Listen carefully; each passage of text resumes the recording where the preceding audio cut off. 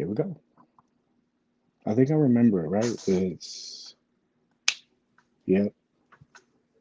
And then it's, hey, I got it this time. It worked this time. All right. How you doing? Good, man. How you guys doing? Doing good, doing good. Got all the stuff ready? Yeah. I got the 89 Batman so we can unbox it, so we can show everybody. Don't do that to people. I got it right here. Yeah. I got it right here. Don't do that. They're not ready. They're not ready. They're not ready. Not They're ready for that conversation though. Ooh, spicy. So let's timestamp this really quick. I want to get into all of this stuff really fast because there's a lot to talk about. I mean, there was a bunch of last minute stuff. There's some indie stuff, some Death Adder stuff, and then of course we'll talk about this. He who shall be named, I guess. Is that what we're going to? So we'll do that. Voldemort. All right. So hello, Voldemort. Voldemort. Yeah, I know that's what everybody calls him. So, all right, let's time something. All right, here we go.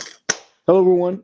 My name is Paige. Welcome to episode 91 of the Hangout, where we give you clear insight into the world of collecting, very chilled and relaxed atmosphere. A little bit spicy tonight. This seems to be a very hot topic. And of course, everybody wants to ride the content algorithm wave. And so I figured I'd jump in on it too. We would jump in on it. No. But of course, I say we because we have two of my dearest friends.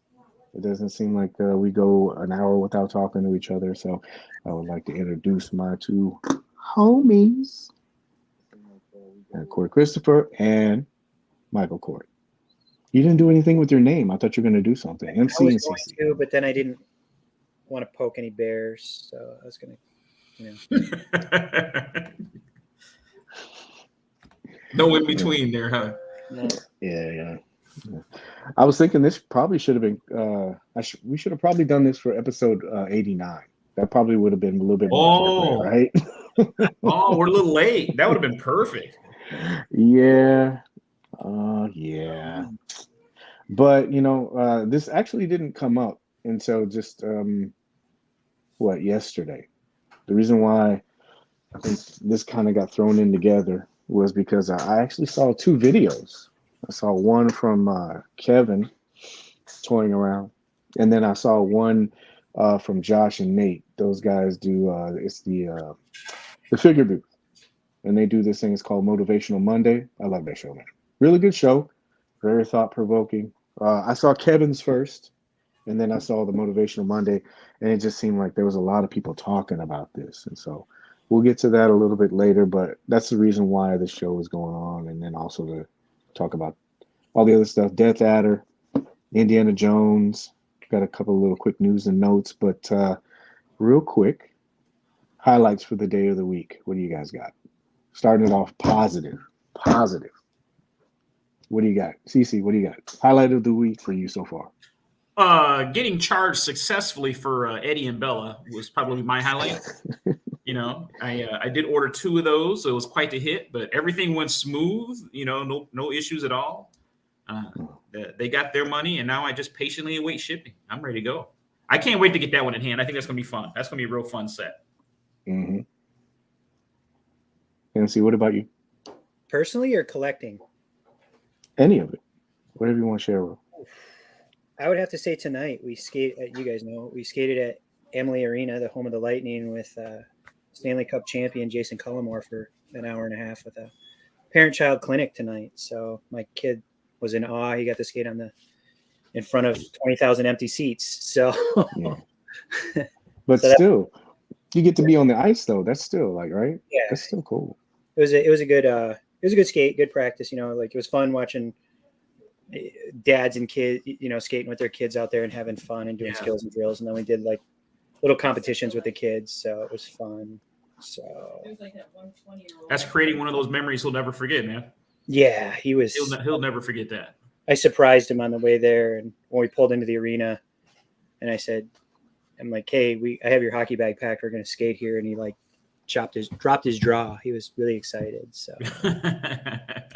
And is there time limit? Do you just get to skate around? And you said he skated with the. We had like about an hour and a half. It was set up. It was through the Tampa Bay Lightning youth hockey program, and my kid obviously plays hockey, and they had like a little sign up thing, and I think they allowed 20 parents and 20 kids. You know what I mean? Like 40 people total, and they had us broken up into little drill stations. I think we did like 5 different skills and drills, and then we played a game at the end. So in each little skill station, they had a competition like between the parents and the kids. So it was fun. But collecting wise, the Eddie Noose also. Yeah. That was good news. Yeah, I'm hoping he ships out pretty quick, you know. It's really cool. Come on, East Coast. Come on, East Coast. Oh, Plasty. Oh, real quick. Plasty just put up his Mezco 2022 top 10 video. So please make sure you go check that out. I haven't had a chance to. I put it in my queue, Plasty, but I really want to watch it. I love Plasty's videos, bro. Like my girlfriend, they're in Spanish, but my girlfriend, she'll always ask me, because who are you watching? I'm like, oh, I just Plasty does a really good job with like I can just feel the energy, but then he also does a good job of showing figures and stuff like that. He's always been supportive, so I always make sure I watch that stuff. So please, if you have a chance, please make sure you go watch Plasty's top 10. I think a lot of people are trying to still scramble to put theirs out for different reasons. I didn't get like 2 figures, so I haven't even begun, but go make sure you watch Plasty's video. And he did say bringing the heat. So really quick for this is not like clickbait or anything. This isn't like to get views or likes or anything. I know we say that all the time, but the reason why I wanted to have this discussion with not only you two guys, but then everybody else too, was I saw those 2 videos, and there was just certain things that I saw that were being said, and there were comments that were made. And I was thinking, okay, well, that's one side of it. I'm wondering if anybody really understands the other part of it, or there's different perspectives to this. So I think that it would be important to maybe have those discussions. Maybe it would help to understand the process, or maybe reframe some things. And for some people, I know it's not going to change anything at all, but I just want to have the discussion. So that's the reason why. It's not like one of these things like clickbaity or anything like that. I don't like that shit. But really quick, so we'll try to get through this stuff so we can get there, because I know everybody's excited about that. So for some news and notes, let's do some screen sharing. Did you guys have any news? I had, let's see here. The first thing I had was this, and it's kind of to clear some stuff up too, because I know some people were asking about this. So it should pop up, right? Yeah, we can skip all that. So the first one that I had was this. This kind of got brought up. So everybody got this notification in the emails, and they thought that Conan was going to be processing. But this is actually just people that were on the wait list, and it got converted to the pre-order status. So it's not like this is processing, at least for right now, anytime soon. It's just, I think that they're converting some of this stuff over. I got kind of giddy too. Somebody sent it to me and they were like, hey man, did you see this? And I'm like, and I started reading it, but no. But I guess it's something good, because this might actually push this a little bit faster. We might be getting this pretty soon. So always keep your eyes out for something, but I know a lot of people are thinking that this is going to process like really soon, at least not as of the show right now, not yet. They haven't officially processed this though. Okay. Oh. I know, right? Oh. I wanted to talk about this too. I saw this trailer like 4 times today, man. It's so good. It's so good, man. Yeah. I'm so excited, man. So excited. What did you guys think about it? I'm really looking forward to Creed 3. Yeah.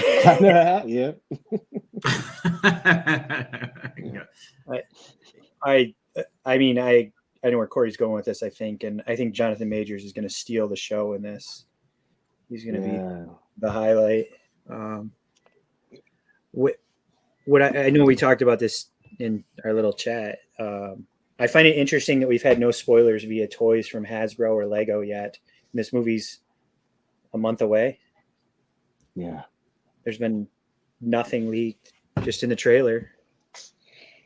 You think they kind of learned from the Eternals release? Yeah. What were those figures on the shelf like a year before the movie came out? Way too soon, man. Way too soon. Yeah, they gosh, I know that they're building around him. They said he's supposed to be the most powerful, the most deadliest villain in the MCU. And so when I watched the trailer, you're just trying to catch glimpses of everything. And if you haven't seen the trailer, make sure you go watch that, but try not to spoil anything. But in the trailer I was watching it and I go, wow. He's gonna be good. Yeah. I'm excited. I'm wondering if he's going to be playing all these variants like he already did with Loki. If he's going to be doing different versions of this character over multiple movies, because they said that he's supposed to be, worse than Thanos. So I don't know if how Thanos is kind of like, you kind of understood his motives. Yeah. I'm wondering if they're just going to say, you know what, he's bad. And he just goes through a tear through everybody and does everything. So. I believe this whole saga is called the Kang Dynasty. This, like the Infinity Saga, and this one's the Kang Dynasty. Man. Yeah. I believe that this phase of the MCU. Yeah. I'm looking forward to it. Oh, yeah. Let's live. Do you think we'll get a glimpse of Loki since we haven't seen him since the series? Yeah. I think so. I do. I think so. Yeah. I have a feeling he'll show up in this movie at some point. And I don't think it'll be a reserve for the credits or anything either. I think we're going to see him. Maybe I don't know. He's got to get back in there somewhere, right? Right. Wouldn't that be something if Loki comes and saves the Avengers at the end of Phase 5 or something? Yeah, that would be cool. Yeah. This is the Ant-Man trailer that we're talking about. The what is it? Quantumania. Mm-hmm. Yeah, I figured I know we kind of chatted about it a little bit and we want to do that, but let's deep dive really quick. Enough foreplay. So today, H Squad, we have our second official member on the roster now. Well, going to be on the roster, right? So a little bit backstory. This was the poll that they put up, the fan poll. And they said, hey, guess what? You guys will get to choose. I honestly wanted one of these two guys because I figured this guy, which will tie into what we're going to talk about, but these two guys would have been different sculpts and kind of like a different character than what we've been used to. This one kind of just reminded me of like Black Skulls, this stuff that people are kind of chatting about now. So he won. Death Adder won. These two kind of get pushed over to the side, and I guess we'll get those a little bit later. Which one did you vote for? MC, what'd you want? I voted for Dippo because I thought it could segue into a Splinter, honestly. Mm-hmm. And he appealed to me the most. I thought like a smaller statue character maybe incorporate some of that Mosquatch flocking onto him. Yeah. The skin, and I thought maybe a bendy wire tail, like doing a little bit more, just making more dynamic character, like more features to it. So, CC, who'd you have? I honestly don't remember who I voted for on here. I want to believe I voted for Dippo. I could be wrong. But it wasn't Death Adder though, I don't think, because he reminded me a lot of Snake Eyes. Mm-hmm. Yes. It's funny you mention that because that's the consensus of what's going around. So I had maybe 5 minutes while I was on the toilet. And so I was like, let me take a look at this stuff. Yeah. And so of course we got the video. If you want, you can go. I'm pretty sure most people saw it, man. Shout out to Alex, that stop motion. He kills it every single time, man. But this is a great stop motion. They do a really good job of showcasing the character for you. But of course, we're getting Death Adder. And if you guys see stuff, let me know too. I was just gonna spout out some stuff that I saw. This plug-in hole, obviously, that was gonna be for his spit or that little tongue that he has. But I thought this was kind of cool. A lot of the feedback in the groups right now is that this is just a Black Skull's Death Brigade or it's Snake Eyes reused. And so I was looking at this and I go, I don't think so. And, you know, a lot of the stuff that's going around in the group is, you know, how it catches fire. Somebody says something, somebody goes with it, and then just takes everybody with them. So this is just providing you a different perspective on this. I don't think that this is a Snake Eyes clone. Here's your tongue. So for one, you guys see this stuff, right? I hope that this would be cool if it's a light up feature, but it doesn't look like it. But anyway, you guys see this stuff, right?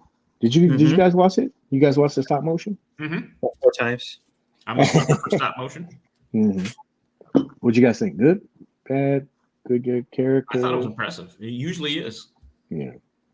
I'm spending money tomorrow. Yeah. I'm wondering what they're gonna cap this at. But so if you didn't watch this video, not trying to spoil anything, or if you're trying to wait for a surprise tomorrow, you probably need to skip this part. Well, if you're watching in the future, it won't really matter, right? So Snake Eyes has different grenades. You know, we'll just zoom in here. These grenades are different than the one that Snake Eyes has. Also, this belt right here, this tooling belt that's here, the configuration, and then also these eyelets, that's different. I like Some that people. I like that thing on the shoulder there, that shoulder pad kind of looking thing on his like outer shoulder. On the opposite arm, this one or this one? I think it's on both arms, like right to the left where you see like that weave pattern on the shoulder above the pouch. Yes, yeah. Rob Liefeld pouch. What can he draw? He can't draw hands, right? Or feet. What is it? Yeah, feet. I didn't realize that body had like a snakeskin texture to it. Exactly. Yeah. So Snake Eyes, don't worry, I'll get to that in a second. But Snake Eyes, his this right here, you see that scaling, that kind of like a snake, that weaving. I like this too because this is along the side of the figure. I don't know how you guys like it, but usually they have that one, like sometimes they go straight through the back, but sometimes they do it up the side and they have that U shape in the back. But his is on the side. I kind of like the side, but there's scaling on this. Snake Eyes doesn't have that. And if you don't believe me, obviously the head's going to be different. But if you look at Snake Eyes stuff, don't worry. This is what Snake Eyes pouches look like. Oh, and look at that. There's his grenades. Oh, look at that. There's the bandolier. So this stuff is different. The body, I don't know if it's different. Because there's a couple of pictures in here. You can't really tell if it's different. Do you know what I mean? Mm-hmm. But if you look, here's a really clear picture. I think he looks a little bit bigger, but, you know, we'll have to wait and see because, like I said, they had angles and stuff. But you see grenades, bandolier, the outfit, all of that is completely different than the other figure. So you might have a quote unquote like reuse of the body, but as far as like maybe the design, because the pants are kind of lighter and this is darker, you'll see it a little bit later. You might have some quote unquote like reuse with that, but you had this. You don't want to click on it, do you? But I don't think that this is a reuse of a figure at all. Well, I have a question for you. So, what if it was? Like, is that, you know, I don't see where that's a bad thing. If they took, because to me, it always seemed to see bits and pieces of the licensed, you know, figures in some of their own personal stuff, which to me is just smart business. Like, you want to, the idea that you have to recreate something 100% unique every time just doesn't make any business sense. You know, if you can repurpose a weapon or, you know, the boots or, you know, whatever it is somewhere else. And I'm not saying they should just outright just, you know, take the same exact body and pop a new head on it. I'm not saying that, but I'm all for repurposing as much as you possibly can. Yeah. I also collect Mythic Legions, so maybe that's why I don't have a problem with it. I'm okay with it. I'm okay with it. Yeah. Bucky Cap body on Hasbro. Yeah, it's let's switch this here. I just saw that comment a lot. And what you see is like the domino effect of it. Everybody goes with it. Nobody does any, like, there's a whole bunch of other stuff I was gonna show you too. I'll try to like squint through it really quick, but yeah, I was going through the comments, but if you look at some of this stuff, you can tell that there is differences. Let me know if it pulls up because this wanted to pull up like a bunch of my Facebook stuff, right? Okay. I'm almost certain he was intended to be kind of an homage to Snake Eyes. I mean, you don't name a character, Death Adder, and the snake and everything, and that draw some type of a comparison. I would think. Yeah, and I just saw that, and I go, no, that's not right. Because somebody will say, oh, it's Snake Eyes, it's Snake Eyes reuse. No, it's not. You might have the body part, but if you look at other stuff too, the weapons are different too. This sword is completely different. These glaives, they're different. They're not even the glaives from, you'll see in another picture. Because I try to screenshot this stuff as it was moving. It's really hard, even though it's stop motion. But those glaives are completely different too. Snake Eyes has knives. Right. The grenades, again. The grenades. Oops. Grenades. The other ones, they're kind of like pitted. Even that pistol, you'll see that a little bit later. This pistol right here, I couldn't tell if this pistol was the blade pistol. There's a little bit of a different configuration to it, but that pistol is, I don't know, maybe you guys can tell. What do you think? Looks unique to me. Yeah. I mean, but the pistol, again, as you can see, the grenades, those aren't like Snake Eye grenades. Bandoliers, not the second. This texturing that they used on the suit is not the same as Snake Eyes. So, and this is the kind of stuff that gets people. I did see this, like there's a leg holster with the pistol right here. That kind of looks a little bit like it. And then Blade has the same thing. But if you look, this is another side view of it, but that sword and sheath is smaller. These pouches that are on the arm, those are different as well. I looked at these boots. This is another thing because people are like, this is Snake Eyes. Like, take a look at these boots real quick, right? Right. So you got those boots. Yeah, really nice. And I'll show you why. Again, grenade. I showed that. Where are we at? Nice. Again, more texturing. Look at sheath, completely different. You see the pouches? Look at the pouches. Because I hope Smart Page put a picture of Snake Eyes in here. And again, just really quick.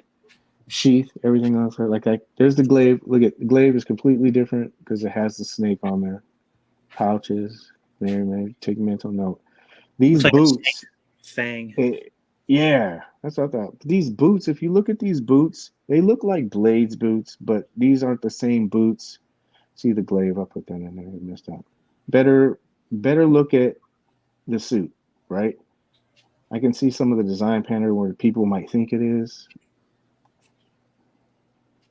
But, I saw this too. I was like, is he going to get a cigar? Maybe they're trying to do that technology. That's awesome. They do. Yeah. Maybe use the Logan. So, like we said, think that'll be a one-piece neck.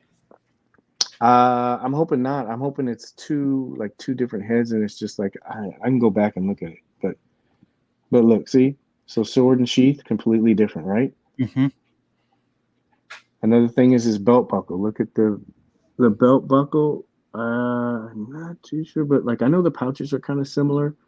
That small pouch on the side of his leg, that's different. The boots, if you look at the boots, those are different. And I think the reason why I did show that, let's go back and look at the head. I don't know if you'll be able to see any cuts. I think maybe. What do you think?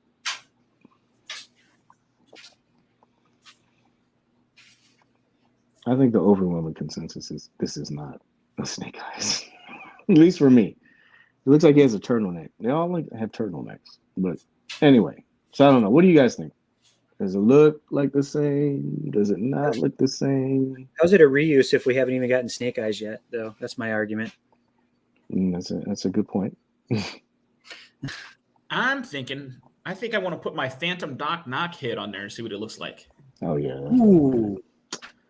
Yeah. That's what I'm thinking. If I could just pop that head off of there, Doc may need a new head.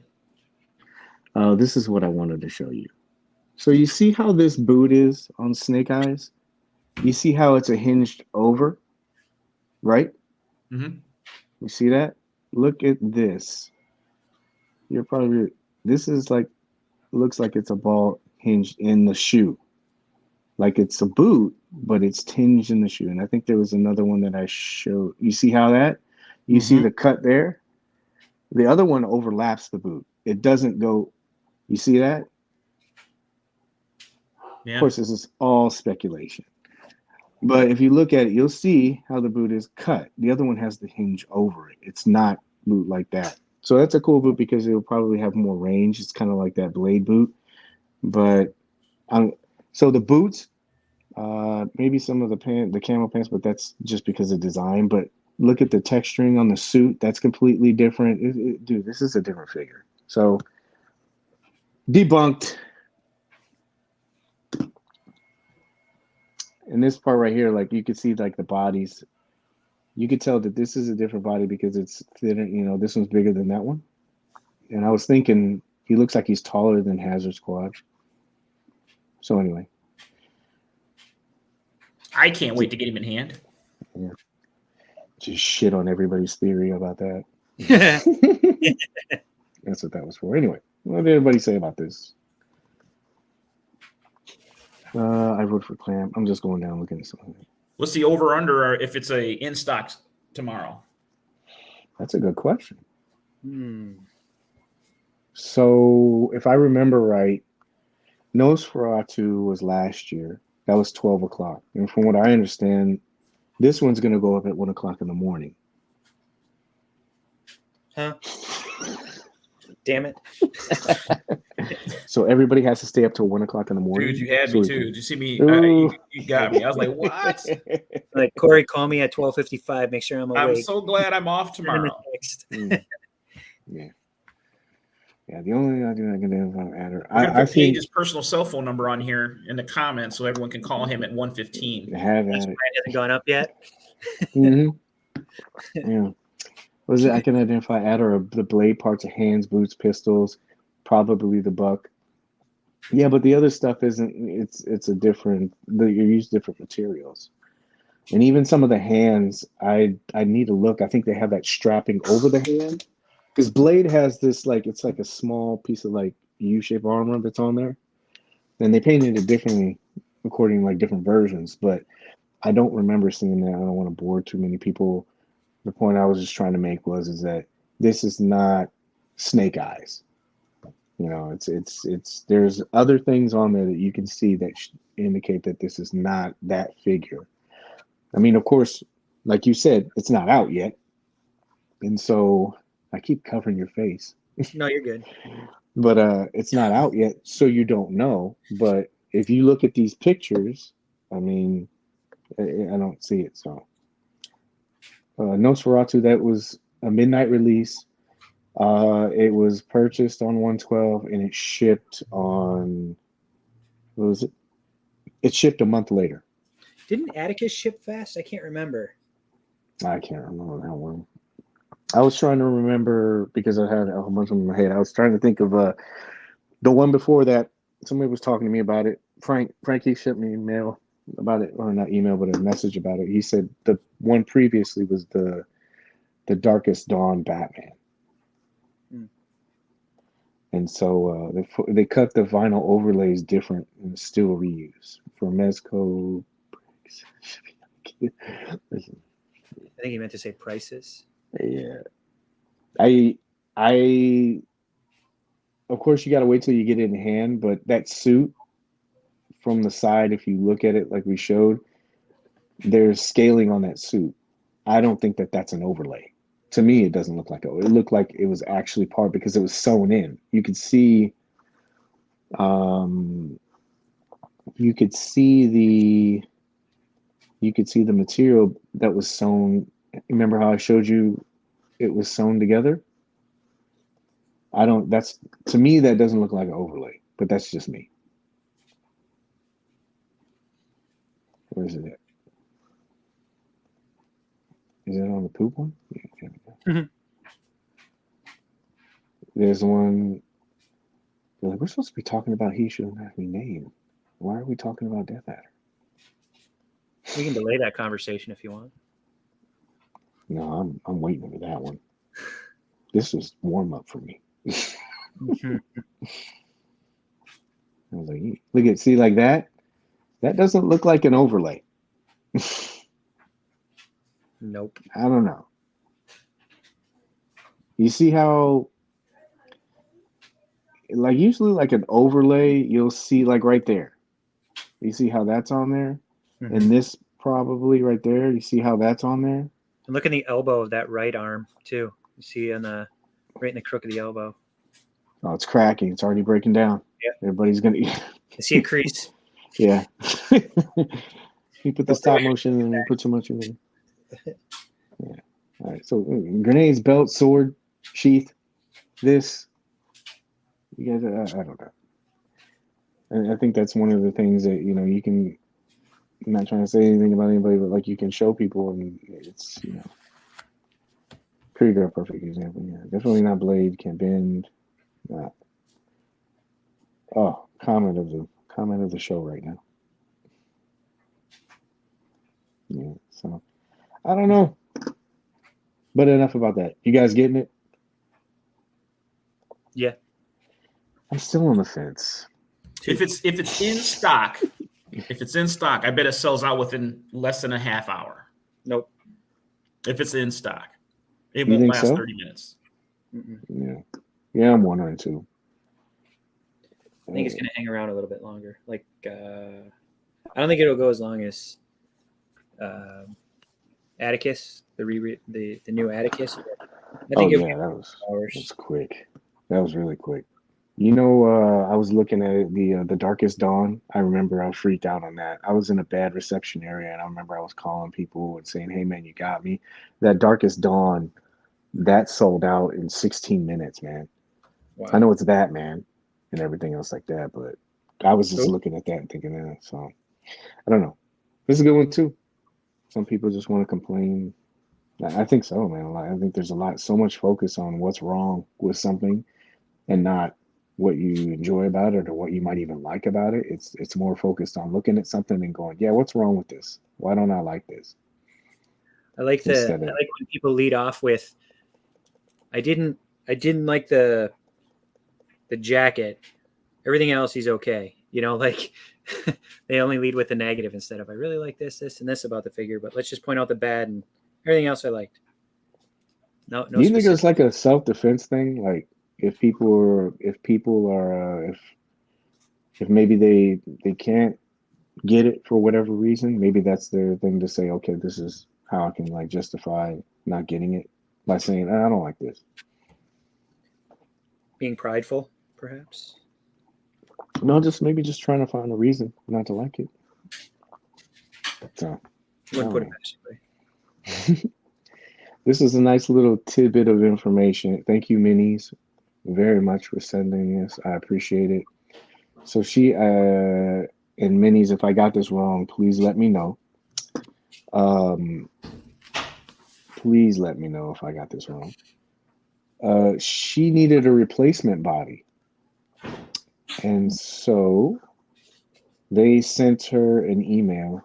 I'm not on the right screen, am I? There we go. Can you see it? Yeah. He's like, get that off my face. So, and of course I got to go back. There it goes. So they sent her an email. And so her replacement said that, yeah, we're going to send this to you, but with the delays and stuff like that, and it's going to take up to 4 weeks. So that might be a prelude to other things too.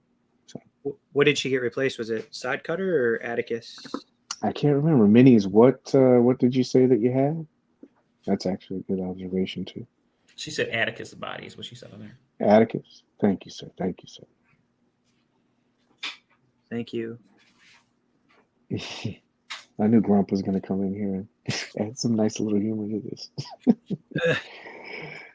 So yeah, if you have any kind of replacement parts or anything like that, and you're just kind of wondering, because I know that happens in the groups. A lot of people will say, they said they were going to send it to me, and I don't know what's going on. And anybody else know? Pass this around. There is a delay. It could take up to 4 weeks. probably had enough time to be able to screenshot that, so you'll be able to share that around. I think that's man, did you give him this? MC, did you get that? What's that? He said Jinx. He was like, Jinx, you owe me Diet No, Coke. We- no. That was our thing. You cheating on me? No. You jinxing others? Come on now. No. Hey, before we get into the deep discussion, can I thank somebody for something real quick? Absolutely. Got it. Dylan What is Mosley. that? Oh, Dylan Mosley, thank you, sir. Great communication, fast shipping. He's one of our neighbors, kind of Paige. But thank you, sir. Appreciate it. It's for Sawyer's birthday, so he loves that character, and thank you. Greatly appreciate it. congratulations, man. How long you been looking for that? A while. A while. I missed the pre-order. I was in conference or something. I can't remember. And that one went out pretty quick. I think it was, I don't know, it was travel. I can't remember what I was doing. And then of course, it's the re-release that is harder to find, that's shorter supply, and prices go up. And fortunately he was kind enough to offer it at a good price. And thank you, Cory, for noticing that post and having my back. I enjoy spending your money, man. I'm always here for you. Just know that. I think Paige has got Just know that. I've got your spend, want list Mm, saved on my phone. I'm gonna spend Paige's money here real quick. I got some orders coming in for him. He does pretty good on his own. I don't think he needs any help. No, not really. I am just doing what everybody else does in the group. I figured I would take a page out of everybody else's because everybody wants to make assumptions about figures before they were brought out. So I was actually coming over to the other side to kind of like showcase how it is. I mean, that's usually what a lot of people do, but from the looks of that, to me, it looked like it was final. If they're putting it up tomorrow, and traditionally those figures have gone out in a month, I think it's pretty safe to say that that's probably a final product. If you're talking about Snake Eyes, I'm just going by the promotional image. And unless they take all the stuff from Death Adder and put it on Snake Eyes, then you'll have me. I will totally agree with you. You can screen record this and I'll say that you're right. I have no problem doing that. Speculate. What else we have? Indiana Jones. Woo! Indiana Jones. Of course, I gotta skip through this stuff. There's got to be a better way to do this. Maybe like a Google Drive or something like that. You guys can't even see that, can you? Mm-mm. How about that? All I see is the there we go. Yeah. There we go. This is kind of cool. Thank you, MC, for telling me about that. It's Mythbusters. Yeah. Thanks for having my back while I missed it today in another meeting. So all I saw was like something to come across Twitter, and I sent you a screenshot. Yeah, man, that's the point, man. You gotta like look out for each other. Mythbusters. And trying to spend my money. That's funny.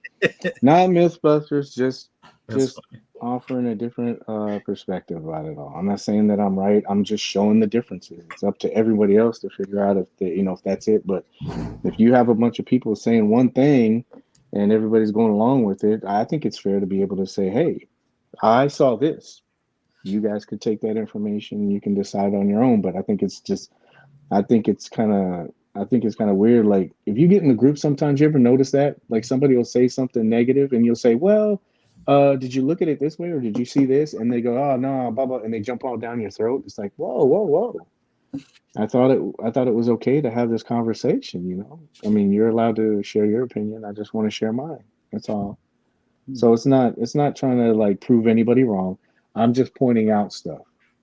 That's all I want to do. It's just really, I see stuff in the groups, man. I see like, no offense, I just see a lot of people, they go along with stuff. And they're like I said, I did that for 5 minutes while I was on the toilet. I didn't even really put a lot of thought or effort into that. It's 5 minutes, and like everybody goes in and they say, "Oh, it's Snake Eyes." I'm like, "Are you guys Where's not my looking at Denzel anything?" gift? My man. Yeah, I should have not said anything, and then let it came out, And then and then everybody been like, "Oh, trash." And haven't we all seen this story before? We all keep talking about like these figures, and they get bashed and everything, and then when they come out, everybody looking for them and stuff like yeah, that. So it's who got like, me at retail? well, Yeah. I mean, like we've done this movie and this dance like for 5 years now. I don't know why nobody else like catches on to it. Like, and maybe just wait until the figure comes out. You know, it's just I don't know about that stuff, man. Serve So when I judgment. saw, yeah, when I saw it today, I saw the reason why I said something because I saw two people that in the groups, and they're usually really positive, and but I saw them kind of getting sucked into it, and they were just like rolling with it, and I'm like, no, I'm like, why didn't you don't see any of that other stuff that's going on? They're like, no, they just kept going with it, and I was just like, wow, man, it's so crazy. You're gonna fall asleep before the show. Stop playing. I'm old. He said, hurry up. He said he wants to he wants to come. He wants to go straight to the hot coffee. That's what he wants. Right. We got to go through Indiana Jones first. It can't all be just Don't worry, you'll get your shot. You'll get your shot. So Indiana Jones, this came up for Fanstream today. I'll let you guys talk about this stuff. What do you got? CC, did you even see this today? Did you like get a chance to watch it? I know you're busy. No, I didn't, man. They had me busy at work today. I didn't get around to this yet. Yeah, so this was on the Fanstream today. Thank you, CC, for telling me about this because I had no idea. I know I'm skipping through it. So this is their adventure series. And I know that these figures should probably be coming out soon. They got Marion. Yeah. Those the first three, they will come up. I ended up watching it later. I don't know if you caught it, but those three will come up for pre-order soon. They haven't done a pre-order for those yet. Yeah. I was watching the stream today, and the sculpts that they had on them are really good. I know MC, we had a conversation about this, but I keep looking at this and going, you know what? That's gonna make some great villains for like Batman. You know how they got those little suited gangsters and stuff like that. Mm-hmm. So I was like, but yeah, they showed that they were gonna have the Club Obi-Wan Indiana Jones, that Tom Ford suit, and he has the drink. So this is single jointed, huh? Yeah, He's got the stinky finger. Team. Yeah. Then he's got the diamond, the chicken with the skewer. Yeah, the flaming chickens. Yeah, the sword. I was looking at this stuff and going, "Oh, that's cool." And then they got your boy here, Donovan. I like the second head sculpt for Donovan. I think they did a good job. Yeah. Yeah, but this is cool. It was up at 11 today. They had 3 figures that were revealed. They got a few that are coming down the pipeline as well. They're supposed to coincide with the movie. Was it the Indiana Jones and was it the Dial of Destiny? Is that it? Yes. Yeah. So they're kind of hopping all through these, and they got Donovan. They got that tablet, where they had was it part of the Grail? Yeah, and they had one with his head. They said they spent a lot of time on this in his eyes. They said they inkjet printed it. Yeah. And he had the Cup of Christ, the wrong Cup of Christ, I guess, right? I'm sorry, I'm not supposed to say poorly. That. Spoiler alert. I think if people haven't seen that movie yet, so The you got the movie's only Grail. been out for 25 years. You can't ruin it for people like that. Yeah. You got Professor Indy. He has the Grail. From what I seen or I heard from the stream, they said that he was going to have the unwrapped one later on. Mm-hmm. You got the femur flame, yeah, from that carcass and everything. I wonder if they're gonna make what's her name? What was it? Elsa? Was it the girl? Yeah. So I'm a little not happy about it's typical Hasbro. They have these 2. What is it? Indie. One is going to be a Target exclusive, and 2 are going to be two are going to be Walmart exclusives. Which, come on now, How you gonna do us dirty like that? Yeah, I don't know. I was gonna ask you how you guys felt about this because I know with Walmart it's kind of hit and miss with me, but I don't get a lot of the stuff like the Black Series stuff or any other stuff. But these are the product availability for this stuff really quick. So, like you said, this one is going to be the Target exclusive, or Toys R Us if you're in Canada. Walmart for Donovan and Walmart for Professor. So I'm wondering how easily these are going to be.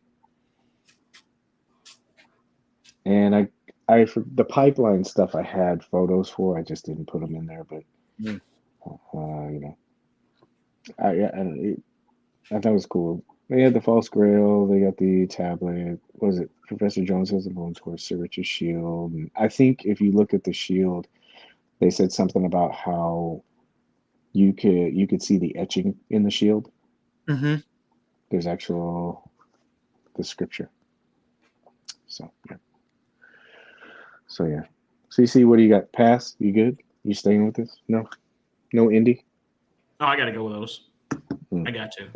No, man. Not even an option. We got to go with those. Yeah. All right, let's go through the comments before we get into this main steak. I don't know why I kept that one up for a long time. I should.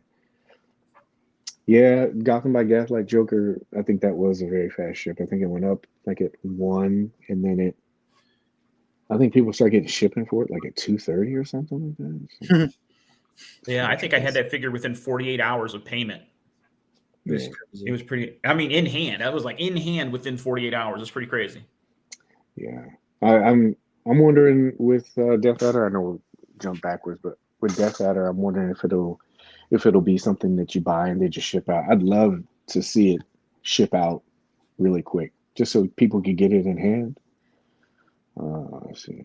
Some people have to complain. It doesn't matter if it's completely new. Yeah, and that's one thing too. Like, you know how like the new Marvel Legends. I don't know the proper name of that one because I when all those characters came out, I looked at it, I was like, I don't know any of these except for Emma. But what's that wave called again? We could butcher it. Chode. Is it Chode? Chode? I think it's Chode. Chicho. That wave, like I know there was a big uproar about that with everybody said it was reuse and stuff like that, and Abomination. I was going to talk about and I was going to talk about this with later on with he who shall not be named, but I'm wondering if everybody wants completely new sculpts with every single figure. You know how expensive that would be? I know a lot of times people want different bodies and maybe every 2 or 3 years, but sometimes it seems like if a new character comes out, everybody wants that character to be unique. And the companies are going to lose money. They got to make that money back. The molds, I think. Mm-hmm. I was rewatching Mez's the Hangout with Mez, and he said that one of those molds cost him 6 figures. And so I can kind of see why some companies they do it, and it takes a while. I think he said the average range now this is just for Mezco stuff. It's not Marvel Legends. I don't know anything about their stuff, but it takes 9 to 10 weeks for them to be able to make that mold. Oh, I bet. So yeah, so you gotta do that, and then you gotta pay for it and do it. So there you go. Yeah.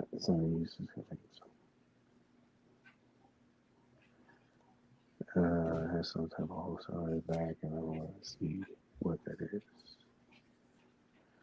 Let me look at it. I was trying to catch up a little bit real quick. Okay. Yeah. Yeah, and that's the thing. Like, I know this is a teaser, and so I know not everybody looks at this kind of stuff the same way. Like for me, I like to look at it, and it's kind of like a spoiler for me. I like to see what all the figures are going to come with. Like you kind of get an idea, play some mental games, and go, okay, if it's this, I'm going to get this many, or if it's, I think the price point would be fair for me for this one. Just stuff like that. Instead of just looking at it and then going up, and then just throwing it away. It's cool to see some of that stuff. There's other teases in that video too. I saved some of that stuff because I was like, maybe I'll do like a grab report on it or something. But there's a bunch of like little things in that video that are just scattered around. And I was like, did nobody see any of this stuff? Because I looked on the boards and I was like, let me see if anybody says anything. And I didn't see anything. There's a couple people that had some good ideas about it, but so Death Adder 112. What do you think would be a good price for that? Speculation. 105. 105. You want higher or lower? I see 112. Just because 112 day. I hate to sound cliche and go with it, but I gotta agree with the comment. That's what I figured. So let's see. So 224 tomorrow for me. He prices right. He waited till you came up with your bid. Yeah, say 112. All right. So everybody stopped commenting. So I'm pretty sure they want to get into this. So, yeah. Now the moment's here, right? You gonna unbox that tonight or what? Yeah, I got it right here. Right. So everybody that's here, guess what? No, just kidding. Could you imagine if you really had it though? Oh my God. I'd laugh. I'd laugh. You need a change of address. Yep. No, I think I wish it was because you'd be able to do a lot of stuff. I always like it when people get it ahead of time, like, and nothing against like group or anything like that, but I like when some of the experienced guys get it because they'll kind of push into it a little bit more. Yeah. You know, like I was reserved when I did Alien, but all right. So we ready to start this conversation? Let's start this off right? There you go. So let's talk. Just kidding. All right. So you guys know that you guys are my therapy session. So I figured I'd unload all this in this one, and then I'm just letting it go. Because it gets crazy, man. It's just, oh gosh. So where do we start? You want to start from the beginning? Let's do it. Yeah. So Christopher Nolan style, I want to start at the end and then go back to the beginning. Oh, like Tarantino be like Christopher. Yeah, he does that too. Yeah, no, he has a high. That was that Oppenheimer movie coming out. Yeah, I want to see that. Memento. That was such a great movie. Before I get all right, Batman '89. There, that's it. Batman '89. It's not no He Who Shall Not Be Named or anything like that. So I'm pretty sure everybody, or at least that is in the group or probably here, they're familiar with that running joke, right? The reason why he's like said He Who Shall Not Be Renamed, because it seemed like every time that the group would talk about it, it would get pushed back. It seemed like it, right? So I was like, this would just be a little joke about it. But so Batman '89, he went up, what is it, January, was it PO date was like what, January 15th? And I think it would have probably been pushed back 8 times. So 8 times it's been pushed back. On the 15th, it'll be the 3-year anniversary, depending on who you ask, because most of the people in the group, they probably thought it was 3 years like a year ago. But it'll be officially 3 years on the 15th. What do you guys think? Long time? Too long? What? Cory? I mean, 3 years is a long time. I'm not going to act like it's not. You have to fix my memory because, like I said, I can't remember everything that happened 3 years ago. But this was one of those pre-orders that they left up for quite a while to make sure everybody had a chance to get in there, right? This wasn't like one of those things where like it sold out in 2 hours. Didn't they leave that up for like a week? I you know what? I have to look at my notes. I don't know how long they left it up. I know that there was a 6 per person limit. I know that. Yeah, it was really heavily, how do you want to say it? Allocated? I guess probably the best way to say it. Very heavily allocated. So I would imagine that once this figure is out there, we'll never know the production numbers, but I bet you'll be blown away by the amount of them that they sold. Because I'm pretty sure from what I remember, this was not a quick sellout. It was one of those things that they left up for quite a while because during that time, people were complaining about how quickly these pre-orders were going. And I think Mezco then was getting a little further into production before they would just do the pre-order because they already had kind of a preset amount of what they were going to do. Right. Whereas I think with this one, it was almost a, sell to order type thing. You know what I mean? Or, build to order. You know what I'm trying to say, right? So, yeah. I think played into it. And we had 2 years worth of a pandemic. So, is 3 years COVID time a long time? So, you got to almost cut it in half, So I'm going to say 2 years COVID years is like the same of a normal year is what I would say. Right. It seemed like almost anything that's happened during COVID set everything back a year. I'm still waiting on my Thunder Tank. It's officially a year beyond when it was supposed to come out. So still waiting on it. So are you okay with the amount of time that it's taking? Yeah, I'm good with it. I'm good with it. It's not like I haven't had a shortage of other things to play with. There's been the you should see. I spent yesterday opening up Big Bad Toy Store boxes and stuff, and actually taking them just out of the shipping boxes. You should see the pile of boxes that I've got downstairs now, just from retailers. It's kind of ridiculous. So I've had more than enough stuff to keep me entertained. Mm-hmm. What about you, MC? What are your thoughts? Is it too long? Yes, I think at this point, 3 years is a long time. I do feel bad for those, but also COVID. I mean, it may not exist here as prevalent anymore, but China has the zero tolerance policy, zero COVID policy. If anybody tests positive, they shut it down. That's China's policy. It's not, we can get into U.S.-China relations all day, but that's what they do. They lock down, and that's factory workers not going to work. It is what it is. And it sucks. I feel bad for all the people that fronted the money, of course, but I'm okay waiting like Cory. I have plenty of stuff there's been so much good stuff that has come out, and I'm going to make some haters right now when I say this, but I don't like Keaton Batman. It's not my favorite Batman. I know, right? Oh boy. My girls. You better turn your private messaging off for a while. I know, right? Here it comes. Here comes the hate. Yeah.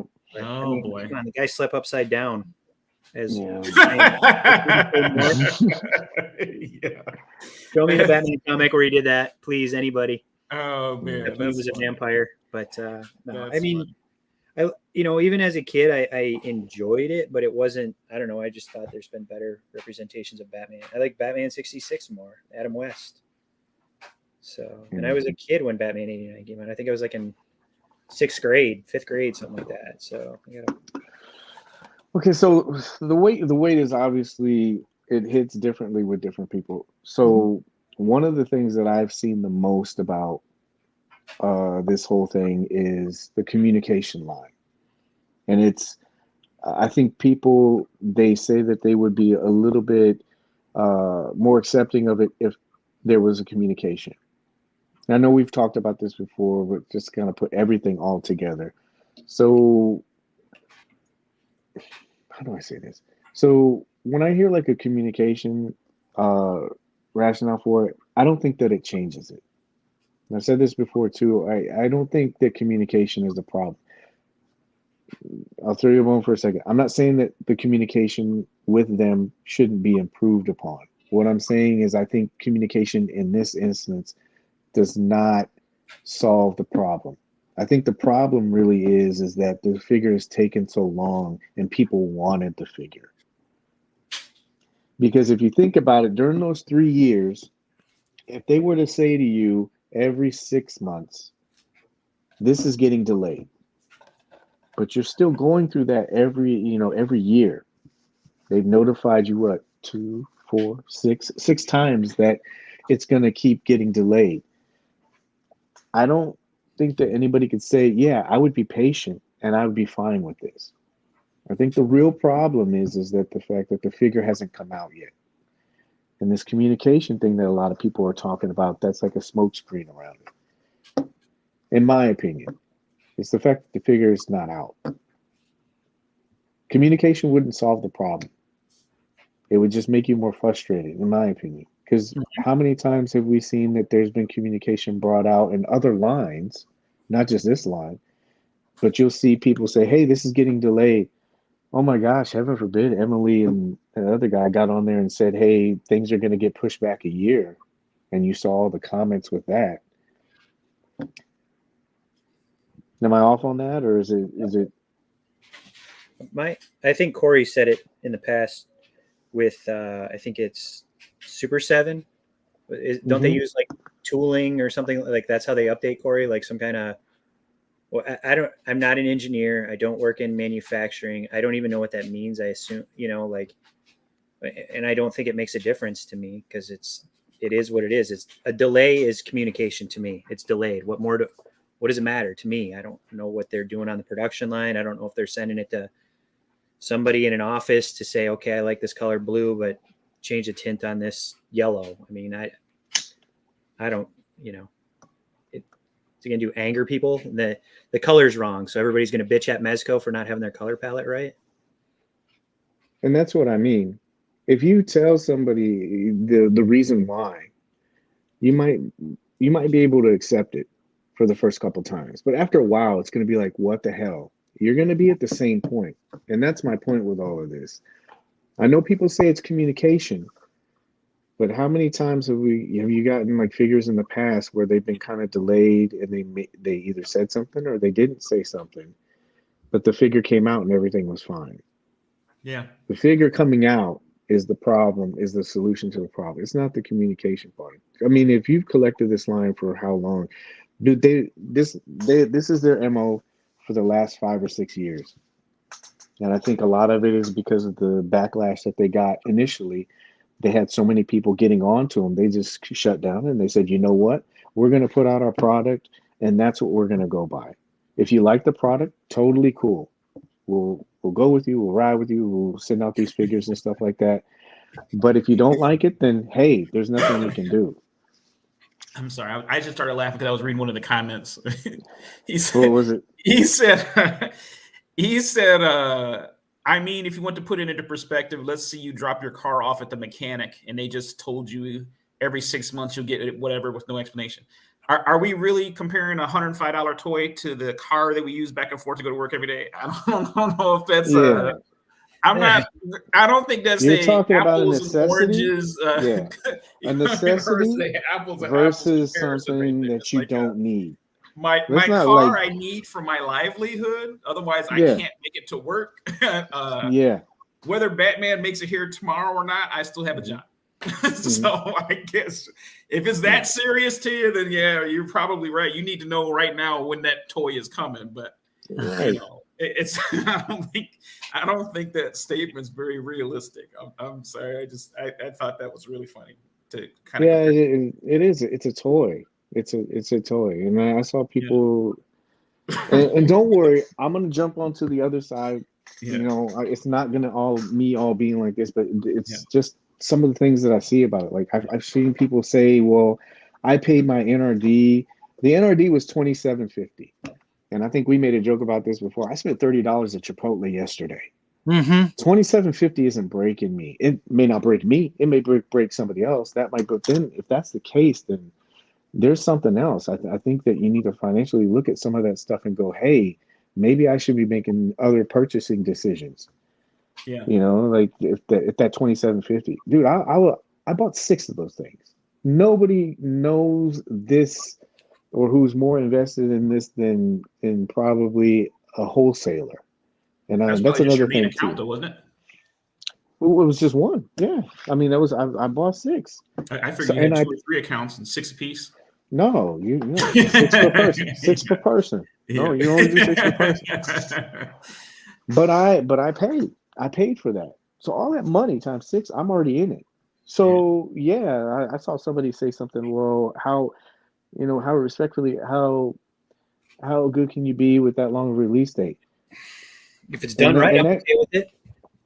Well, that's one thing too. One thing would you rather have them put out a figure that sucks and justify all the complaining? Or would you rather roll the dice and have a shot of them putting out something that's the best of what they can do? Especially with the fact that they put out Alien and that gave us a preview. I thought that would kind of like smooth some things over. Maybe give some people some reassurance. Okay, this is what this figure is going to look like, or this is the way it's going to feel. And that might pacify just some of the tension that goes on, but it almost like it amplified it more. And so, like for me, I'm patient. I don't have a problem with it. There's 26 Batman in this line, just in this line alone. 26. Is it really? Yes, I counted. I'm sorry, I'll take that back. It's only a few. There's 22 if you don't count the shadow exclusives, the white and black Batman. So there's 26 Batman. That's the question I have for like maybe you and everybody else. What's the definitive thing that's going to make this figure that cancels all the other ones out? That we joke about it all the time. Is it going to be the neck articulation on this one that's going to blow the other ones out of the water? I'm wondering what the focus is with this. It's a standalone character. You don't have Joker with this.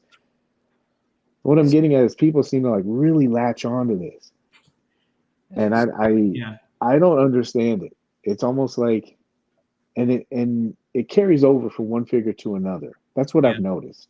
It was Wick before, and that was justified because people didn't feel like that figure was up to par. He even said that in the Hangout. He was like, "Yeah, there's some things that we did. We wish we could have done a little bit better."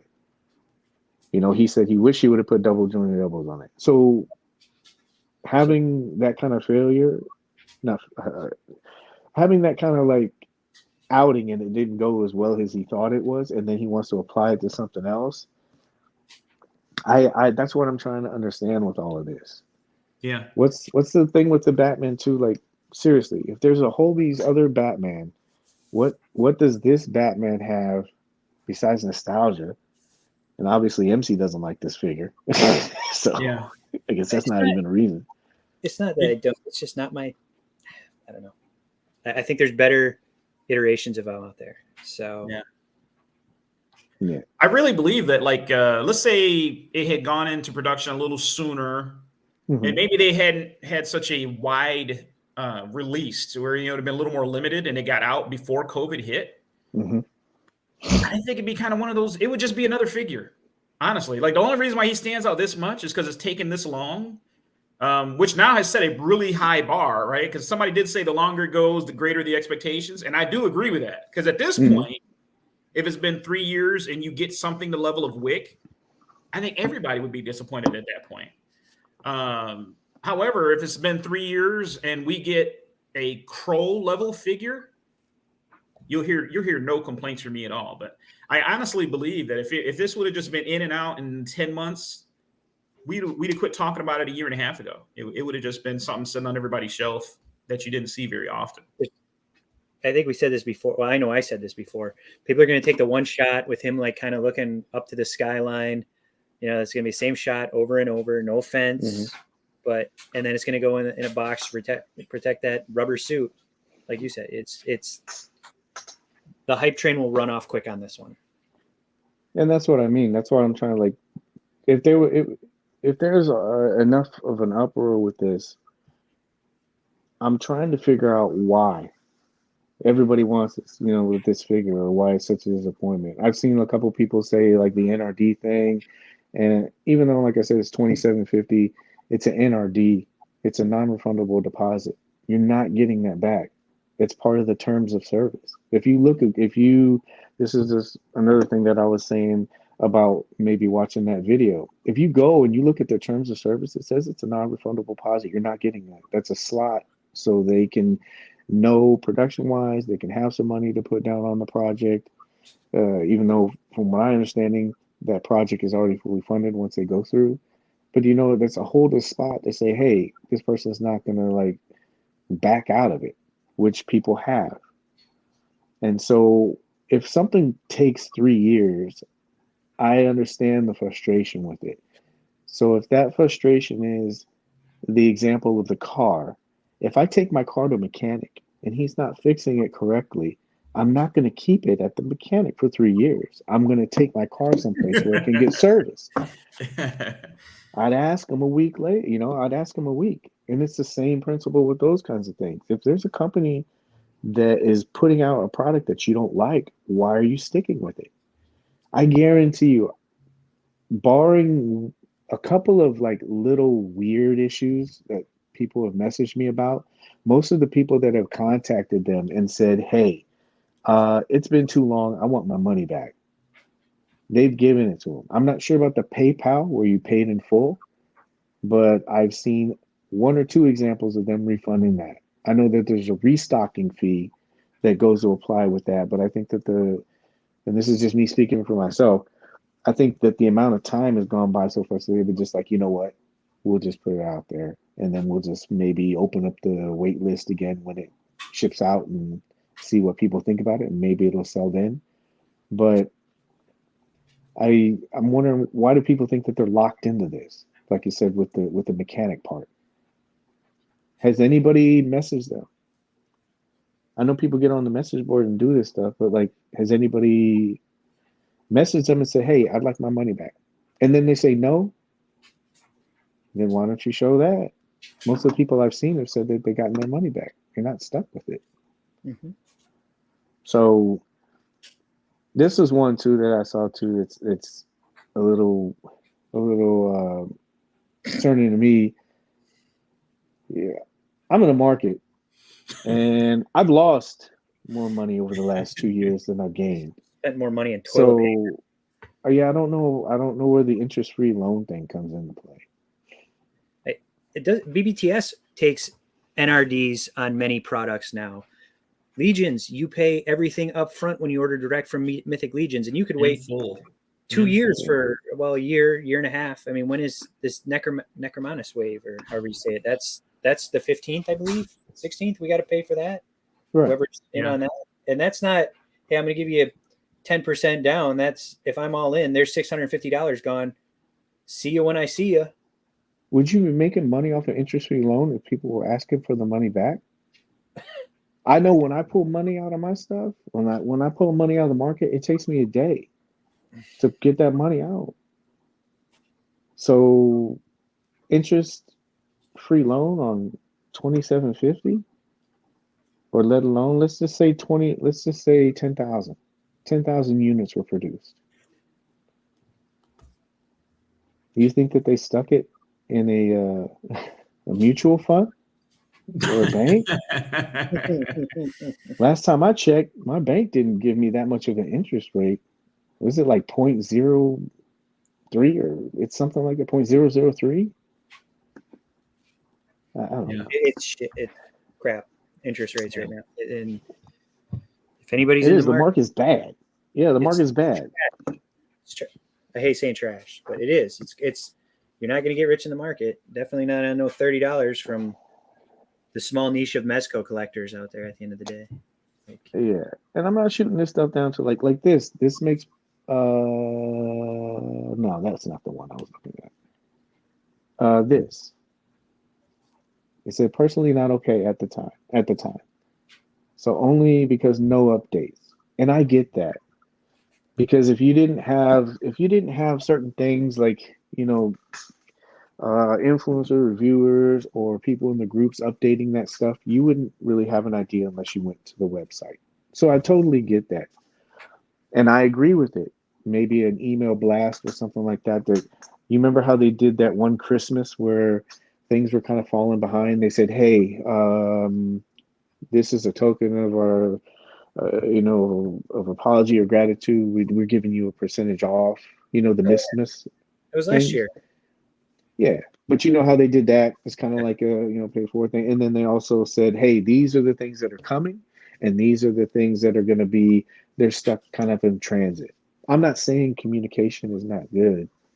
The only reason why I brought up the point about communication is with this figure. Like hearing about other things like, Conan. Like if they say, hey, Conan is 6 more weeks out. I mean, I'm sure they would shoot themselves in the foot if something happened in customs, or if, let's say you've seen those videos where all the shit falls into the ocean. So you're promising something you can't guarantee. But I'm sure if they said, hey, 6 weeks out, this is going to be coming in, I get people would be appreciative of it. But like if it's 3 years, how much tolerance have you built up to say, okay, yeah, they messaged me, everything is fine, I'm good. It wouldn't happen. And that's what I'm talking about. Like this whole 3-year gap when people say they just want communication. Would it really make any difference? The figure's not here. Yeah. You're mad about the figure, not mad about them, because we don't get communication for the other figures that we get. Yeah.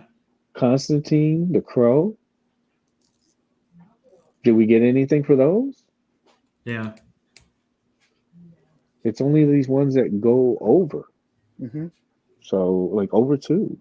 And so Yeah. and this is the point that I was making about with the other 26 Batman. I mean, are you really riding on one figure to determine, everything else, your happiness about the whole collection, about the whole line? Yeah. I'm quitting the line if Death Adder's delayed. Yeah, Death Adder's delayed. Yeah. Just to use it as an example, man, I don't know if we were going to get to this later on, but I think everyone would agree that 4 Horsemen, if anything, they over communicate. Right. Mm-hmm. And when they sold that Headless Horseman, the uproar in the groups when people didn't have that figure in their hand 7 days later was crazy. So 4 Horsemen sent an email to everyone saying, hey, we're working, day and night to try and get these out of the warehouse. We're doing our best. People still were complaining to the point where they had to send a second email 3 days later to reassure everyone, hey, you're going to get these. We're working on it. We're doing our best. And there was still a lot of talk in the group about that stuff going on. So, kind of to your point, the communication wouldn't have fixed the problem, because the real problem is everybody wants it, right? Like nothing other than just getting that figure in hand would really make anything better. The one thing I do like that, like Super 7, everyone talks about Super 7 and the way that they communicate. But to me, they just have a page where you can go and it shows you like where they're at with each release. So if you're curious, you just want to know, you can go there and it'll let you know if something changed. But what I will say is, for about 8 months, the Thunder Tank said back to tooling. I have no idea what that means. Like, what do you mean? Back to tooling. What does that mean? Is we're redesigning this thing all over? Or does that mean it's going to be another 10 months? Like, at no point did they say, hey, this is back to tooling, so we're going to push it back 6 months. They never said that. They never said that. All I said is, hey, it's back. Or we're back to tooling with it. It's not ready yet. Essentially that's what it is. So, sometimes they just can't tell us what we want to hear, but I'm one of those people where it's kind of out of sight, out of mind. Like, don't even remind me that I ordered it until it's ready to go. Other than that, like, I almost wish people just wouldn't even bring it up. That way I could just let it be a surprise. Like some of these other things that show up and I forgot about that I bought. And then they just end up being pleasant surprises. Yeah. That's why I didn't talk about it. It was a joke, obviously, because the people, every time that people did complain about it, it just seemed like it pushed it back. Yeah. And that was the running joke about it. But it's gotten and you know what's funny? I'm gonna laugh if this happens. And like this conversation happens, and then in a week or 2 weeks, or whatever February is, they drop it. Because I'm gonna be really interested in seeing what happens with that. All the hype and everything that was put on it, and all the hate that was put on it, and all the wanting to get this figure in hand. I mean, I would expect to see this figure shot for the next 8 months. Because everybody's been talking about it and saying that they wanted it, or they're, I've seen guys saying that they're going to quit the line and they're done with it just because of one figure. And it's just, can I show you something for like 3 minutes? Hopefully everybody in here will be okay. If not, you can drop out. But, man, I got to show you. I really do. I really do. Yeah. So a little bit of backstory with this. So I know we talk about this sometimes, but I did that Hangout with Mez, right? It's not an interview. It's just guys talking about stuff. And that was the whole point of it. But there was so much that was put into that Hangout. And then when it came out, there was so many like mixed emotions about it, because people wanted certain questions to be asked or answered and stuff like that. And you have to understand, you can't. This is the first time this guy is coming on a platform. The last thing you want to do is like gorilla style him with a whole bunch of questions and make him feel uncomfortable. Not only does that make him uncomfortable during the time we're talking, but is he going to have any incentive to do anything else with anybody else? So the whole thing was designed to make him feel comfortable and to be able to talk about stuff. And there was so much backlash about that hangout. I didn't watch it. I don't usually watch videos, but I was like, man, was this that bad? And I didn't watch it. And so today I watched it. And I'm looking at this stuff and I'm like, I was like, you serious? Like there was stuff that I didn't even catch because I was really fascinated with the conversation. You know, I was really in there. And so I don't remember some of the stuff. But there was like I want to play you like a little clip because I know that communication, even though he may have said those things and that doesn't span over 3 years, I still think that what he said would still be relevant now. But then also, I think how many times would you be able to repeat this message? And I just want to show it's only like 3 minutes. You know, you can drop out, you can stay if you want, but there was a bunch of stuff that he talked about, and I'll try to skip through some of it, but I don't know if I'm going to do it. Fall into that. Let's say, so 2 years ago, we showed a prototype. It's not up on the screen. Pre-production, or not last year, the year before. I feel like I've lost some time with COVID. I just jumped back to when I physically was at a show. I'm trying to get it back. We showed a factory sample of last year, or maybe 2 years ago. All right, we good? So it's only 3 minutes, but it's a worthwhile 3 minutes because he explained a prototype of Keaton Batman. Last year we showed a pre-production, or not last year, the year before. I feel like I've lost some time with COVID. I just jumped back to when I physically was at a show. But we showed a. But you know, all right, one thing that I'm doing, I figured, because I thought it would be an interesting way to tackle it, is that we developed a for that year instead of going the. This is breaking up and in and out. All right, so I figured this might happen because it wouldn't be able to handle the bandwidth. But I tell you what, sorry about that. But I tell you what, I planned for this just in case. So I'm not trying to plug this, but that Hangout has a lot of information in it. I'm telling you. So I'll put this up for you really quick. And if you want, you can go check it out. But at this time code right here, he talks about the seamless body and some of the process that he had to go through, as well as some of the complications in the production for it. He also explains some of the pitfalls with the seamless body and why they had to go back and redo it. And it lasts probably for about 30 seconds. And then he also talks about comparisons between 1.6 and 1.12.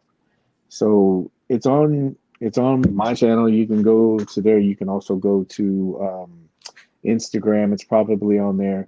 But I'm telling you, that whole interview that whole hangout has a bunch of information regarding some of this stuff. So when I hear people say about communication, I know it doesn't last over 3 years, but I'm saying when somebody like explains some of that stuff, I don't know where it would change.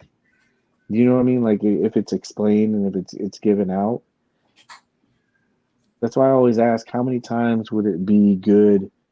How many times would you have to say something? Like you said before, Horseman, if they're constantly pushing out stuff, when is it going to be sufficient enough to satisfy whatever the question would be, if that makes sense?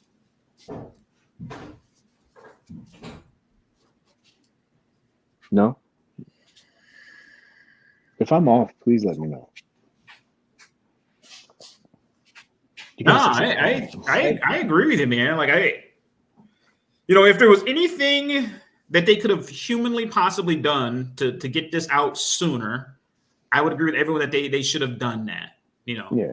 but you know, I'm going to assume, knowing that they are a business that makes money only when they sell the product, that they would like our money rather than they would like this unfinished plastic wherever it happens to be. You know, like I don't know in what world we could possibly imagine where it would benefit them to intentionally delay a toy, right? Like we saw this last 2-month period where, you know, hey, when it comes in, we're getting it, right? Like it's coming as soon as it possibly can, you know. And I think they were a little nice and kind of slowed down there right before Christmas and let us, you know, recoup for a little bit. But they want to sell it to us as bad as we want to get it, because they're going to reward. You know what I mean? We're going to get a $105 figure, but if they sold, I don't know, 15,000 of these things at $100 a pop, what's the math there? Is that a little over $1 million? Is my math good on that? Yeah. So they literally, you know, we're talking about $100. They literally have $1 million on the line that they would like to collect on. Who wouldn't want that? If there was anything that I could do right now that somebody would give me $1 million for, by all means, please let me know, and I'll do it tonight. Yeah. And this is one of the points too. The thing is as of now, it's 3 years. How would you feel at 4? And that's the point I made before. If I didn't feel comfortable with something, I just wouldn't do it. And again, that's just me. I'm not forcing my opinion on anybody, but it's some of the things like you said. Oh, somebody said about the interest stuff, right? And you just said right now that figure was $110, right? I mean, somebody said, I heard somebody say something about, well, we should give me interest on the money from the 3 years that I waited for the figure, and I didn't understand that. I've never seen people get interest off of a figure. Do you know what I mean? Like as far as like you're like an NRD or anything. And if that's the case, does it swing the other way too? Like if it was 110 now, and then that Gotham by Gaslight figure was what, 155, is the price going to be adjusted because it released now? I mean, it swings both ways. If you're asking for money, do you know what I mean? Like if you're saying they owe you money, so at 3%, can't they say? Well, can't they say that? Can't they say that? Hey, the figure's this price now. We're going to adjust it to the current, to the current price of a figure. Yeah, we thought it was going to cost us this to produce, but it ended up costing us more. Yeah. I'm sorry, MC. What were you going to say? I'll be nice and give a 3% interest rate on this. That's $2.70 over 3 years. Somebody want me to mail them a check for $2.70 so they, quit bitching? No, I think it's like a cumulative thing. There's just certain points that I think people make because they parrot because they saw somebody else say. Somebody said they were going to sue them. They will class action lawsuit. It's been 6 years, and like I said, this is the MO this whole time. And there have been lawsuits that have been brought up against them, and they're still in business because they legally bind you into the terms of service. Read the terms of service. It's it there. I think I screenshotted them once, and it said something like they have the right to change the date at any point, and they did that to cover themselves. Honestly, they wouldn't be able to be held to that date if something happened. I don't know, man. I read some of the stuff and it's not me like trying to go to bat for them or anything like that. It's more of like looking at it and saying, where's my NRD? Well, it says non-refundable deposit. Why are you asking about the NRD? And if that was the case, then don't give them the money. And then you're put in a position later on where, okay, I've seen this too. People say, I'm not going to pre-order anything from them anymore. So think about it this way. Let's say you don't pre-order. And he said in that Hangout that they'll do the pre-order. Uh-oh. Paige, you blacked out. Ian must have got online. Uh-oh. Ate all his bandwidth up. Production run, and they look at the numbers and they There he said, goes. yeah, let's say they do that production run and they do the numbers and they said, oh, it looks like only 5,000 people wanted it. So now we're stuck back into that thing where there's a low production number and everybody's trying to get it. And now people are pissed off because there's not enough of them anymore. Conan. And we're going back to that again. And then you're going to have to try to rely on the fact that maybe they'll do like a variant. I don't know if a lot of people think about this stuff like that. I know it's easy to say, yeah, I'm not going to do it. What happens when the secondary market? You don't think that these guys are going to notice like the pre-order window starts shrinking and they're going to start buying stuff up again? And now you're going to have to start paying more money for something because the numbers weren't there. I'm not trying to scare anybody. I'm just saying, think of like some of the other things that are going along with this. Is this too much? No. Yeah, it's just Some people are getting fixated on my 3% generous interest rate that I gave now. are you Very being corrected about it? Interest in the market. I have a good person, and I think I've maxed at 8, and that was only a couple weeks over like 2 years.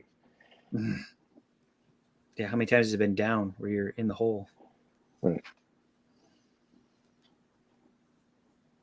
You know, sometimes I feel like maybe this is just me, but you know, I've been opening up and playing with a lot more stuff lately than what I have in quite a while, just because it's kind of piling up, and I try to make a concerted effort to try and get out there and do a little more of that. Mm-hmm. But sometimes I think you have to be willing to give someone the benefit of the doubt just based on track record, right? Like when you go back and look at the quality of figures that Mezco has given us over the last 3 years, we have gotten some unbelievable product. And you would be very hard pressed to give me any company making 112 figures that can compare to what they're doing. Like they're doing something that nobody else is doing it, and they're doing it in a quantity that nobody else is doing it. Mm-hmm. There's some third-party companies out there that are doing, you know, soft goods and stuff like that, but they're putting out, you know, 2 or 3 figures a year, whereas, you know, Mezco is giving you 18 to 25 or whatever the number is. They're doing an incredible job, and quality-wise, I mean, these last 4 or 5 figures or whatever that we've gotten from them, mm-hmm. each one has really just kind of blown me away to the point where I'm almost more curious now to see what we're going to end up getting, because you can see the advancements that they've made in the technology and the quality and all the details and things. If you go back and look at like the, I don't remember what happened, but for some reason I got the zombie, that 2-pack zombie set over the summer. Oh, the Dawn I come of the across Dead? one really cheap, right? The Dawn of the Dead? Yeah, if anyone's got that set and you go get that set and compare it to what they're putting out now, you almost wouldn't believe it's the same company. Like the details, the articulation, the soft goods, it's night and day. It's night and day when, you know, the buttons and zippers and all that kind of stuff. Yeah. Mezco's technology and advancements that they've made in these figures in just 3 years' time is pretty incredible. It's pretty incredible. And I would almost assume that at some point, part of the delays with this stuff, I'm willing to bet you that the body that they started out with 3 years ago is not going to be the finished product that we got. You know, it probably end up being version 3 or version 4 because they've just made so many advancements so fast that I would hope that they're going with, you know, the latest and greatest, and we're not getting single jointed elbows, right? Yeah, in that hangout, in that couple seconds, that's what he talks about. He talks about the fact that they were doing a mold, they tried it out, and it didn't, I'm paraphrasing, it didn't pass QC test. So they had to go and they had to try to find something else. Like I said, that 19 minutes, 23 seconds, if you watch from there and watch probably for 2 or 3 minutes, he answers pretty much 80% of the stuff that people ask in the groups. you know, why, you know, what's going on with this? Why can't they get it right and stuff like that? And he tells it. He says how he put it over a metal skeleton and he added joints and stuff like that. He was talking about bodies and stuff like that as well in the hangout. And he said he goes, they had Conan, they had a barbarian body, and they were going to try to reuse it for other stuff, but they couldn't because he has scarring on his chest, and the abs are a little bit different because of the Frazetta style of artwork. Mm-hmm. And they were going to use that for KG Beast, but they couldn't do it because there was too much gapping or spacing in between the elbows. So he said what he was doing, and again, I forgot. This is like what, 2 years ago, maybe 2.5. He said what they were doing was they were working on, and this didn't click until I saw it today. He said they were working on double joints on that Conan body, which is what we got for Death Dealer.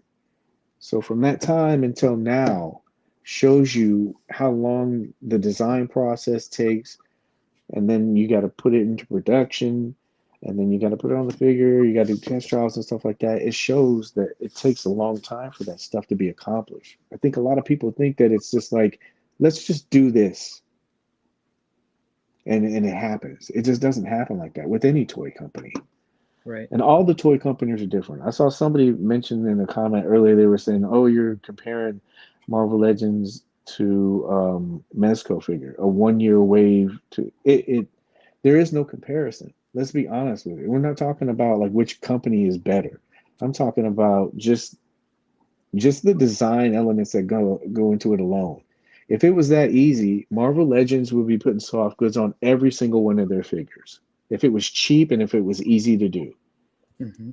It's hard for them to put, no offense to them, to put capes on figures. So it's not a comparison. It takes more design, it takes more money, it takes more time to create these figures. And I think they're put out so easily and people get them in their hand and they're just like, oh, you know, this is cool, but it's not worth the money and it wasn't worth the time. And if that was the case, then Marvel Legends would be doing it, or another company would do it. You know, and I'll go back to it again. Can they communicate better with people? Yes. I think that would definitely help them to a certain extent. I don't think it would help like everybody is making it out to be. Like they would send out some email blast to say, Mr. Freeze is delayed another 2 months. Please tell me how that would go. Do you think everybody would be accepting of it? Yeah. They wouldn't. Yeah. No, everybody's going to get their torches out. Yeah. Because the problem is you want the figure. It's Yeah. not the communication. I'm telling you, it is not the communication. Because and I was messing around with a dude the other day. He said something to me. He was like, yeah, these figures, they take so long and stuff like that. I was like, name me 10 figures that have taken longer than 2 years. And he goes, 2 years is still a long time. And I go, but the average has always been 12 to 18 months. That's the average for this line. It says it in the terms of service. It says 12 to 18 months. So they're telling you on their website it's going to take that long. So anything past that, yeah, I could get it. It's unacceptable maybe for you. So Yeah. if you can name if you can name a bunch of figures, at least 10 figures, I can guarantee you I can name 5 figures for every one that you give me that has been under at least 12 months. Yeah. You know, I don't know the guy personally. You know, I never had a chance to talk to him or anything like that. But we lost his video again. But just as a fan that has kind of watched the evolution of the company, Mm-hmm. Mez seems like the type of guy he's very passionate about what he does. This isn't just a guy that makes toys. He genuinely seems to be a fan of these toys. Mm-hmm. And I really think that he listens to the things that are said in the groups. You can't tell me he doesn't have somebody that's not reporting to him or letting him know, because you seem to change things depending on what people say. And I think he wears his heart on the sleeve. Early on, it seemed like they were a lot more open to communicate. And what they got back was so negative that I think he kind of withdrew from the public. Mhm. And I personally could imagine being a guy in his shoes and dealing with the constant, it almost borderlines harassment sometimes, because a lot of us as toy collectors, like we're very poor with communication. And when we're behind the safety of our keyboards, the things that we're willing to say to somebody, over something as insignificant as an action figure, borderlines disgusting at times. So, they seem like early on, Mezco seemed to be far more communicative and engaging. But as I believe the community kind of got negative, I think they withdrew and they kind of just, we're just going to let the product speak for themselves, is kind of what I get from it. And like I said, this is just my opinion, but I think sometimes when they put those things out, or like the the music videos with the pink skulls and stuff, you got to listen to the words in that stuff, because they're kind of making statements without making statements. And I think, maybe he just doesn't feel comfortable, whatever it is. I don't know what his reason is. Like I said, I don't know him personally, but it just seems like he's kind of letting his actions do the talking rather than, trying to pander to it. Because when he did, I don't think we treated him fairly. It's like that theory, you have a dog. I mean, I hate to use it, but you come home and you kick your dog in the ass every day. It's not going to come up and greet you when you come home. I mean, same with Mez. If you're not saying you need to kiss his ass or anything, but if you keep bitching about something all the time or complaining like this sucks, this is horrible, where's this, where's that, why would he come to us and talk to us and update it? Mm-hmm. People feel appropriate. I mean, Mm-hmm. to me, and I just said it in the comments, to me, they are communicating by updating the website, by pushing back the NRD. It may not be the form of communication you want to hear, Mm-hmm. but it is still, they still are communicating that the ERD is pushed back. So and that was the jumping over to the other side of it that I was trying to make, because I don't want it to make it seem like it's imbalanced. I do think that communicating with the customer base would help, but I only think it would help to a certain extent. And I've said this before in the past too. I think having somebody that's as much as I don't get like some of the technology now, like how they say on YouTube you got to put your face in the thumbnail and all this other stuff. I guess they need a face. I know they, like you said, they speak through these characters, but I think right now having a person or a team of people to be able to communicate and maybe do some of the stuff like they do with G.I. Joe or even the Indiana Jones team, that they had today, just some people that you can kind of become familiar with, maybe build a relationship with. I think that would help them. But I think in the end, they've just kind of gotten to the point where they're just like, you know what? Like we said, they're just like, hey, we'll let the product speak for itself. We can't keep like talking. I'm telling you what I would think that they would say. It's like, we've tried to communicate. It's just always negative. We don't want to be part of that. We just want to put the product out. If people like it, they like it. I'm not saying that that's the best way to do it, but I think that that's the way they want to handle it. Mm-hmm. Everybody handles it differently. I've heard story about I don't know, Randy and NECA. I've heard different stories of how he handles things. mm-hmm. I mean, I guess they feel that it's their company, especially not publicly traded companies or established companies. They're like, I built this company. I'm going to run it how I want to run it. And so people don't like to hear that. Yeah. So I know I take myself, I'm a little thin-skinned when it comes to criticism or whatever. Like if anyone criticizes me or whatever, like you better have some facts or something with it. You know what I'm saying? Like, I'm always open to discussion or whatever, but don't just tell me I'm wrong and not have some, way to back that up or whatever, or, tell me that, what I'm doing is wrong, or, that I'm ignorant or something like that. You would have to really, prove that to me. And, I run a business for a living, and anytime we get criticism or somebody says something is not, it's not always perfect, but I don't know anybody that runs a business with the goal of, hey, let's see how bad we can mess it up today. Nobody does that. We want to do it the best we possibly can. Sometimes we can't, and that's what we kind of have to accept. Another thing that like hit on really quick is like, uh, I don't want to talk about this with the communication part. I know a lot of times we as collectors, we want to have this communication to be able to shoot our thoughts out or how we feel about certain things, but I don't think that people handle it the way that will get results. Do you know what I mean? 10 Yeah. years ago, could you tell me that you would have access to one of the designers unless you were an influencer or some kind of media person? Would you have Right. access to those guys to be able to even ping some kind of idea? And now we have this unfiltered, unfortunately, access to these guys like, Hasbro Pulse Team and stuff like that, where they can look at something and say, here's some feedback, real-time feedback about what the product is. And it gets flooded with just pass, hate it, why'd you do this? It's like none of that is digestible. You can't take any of that. So to have that kind of like access to these people and not be able to utilize it correctly is, I think it's just something that we do as collectors is like a disservice. Why do you think that the influencers or reviewers have that? It's because they built a relationship with them, and they listen to them.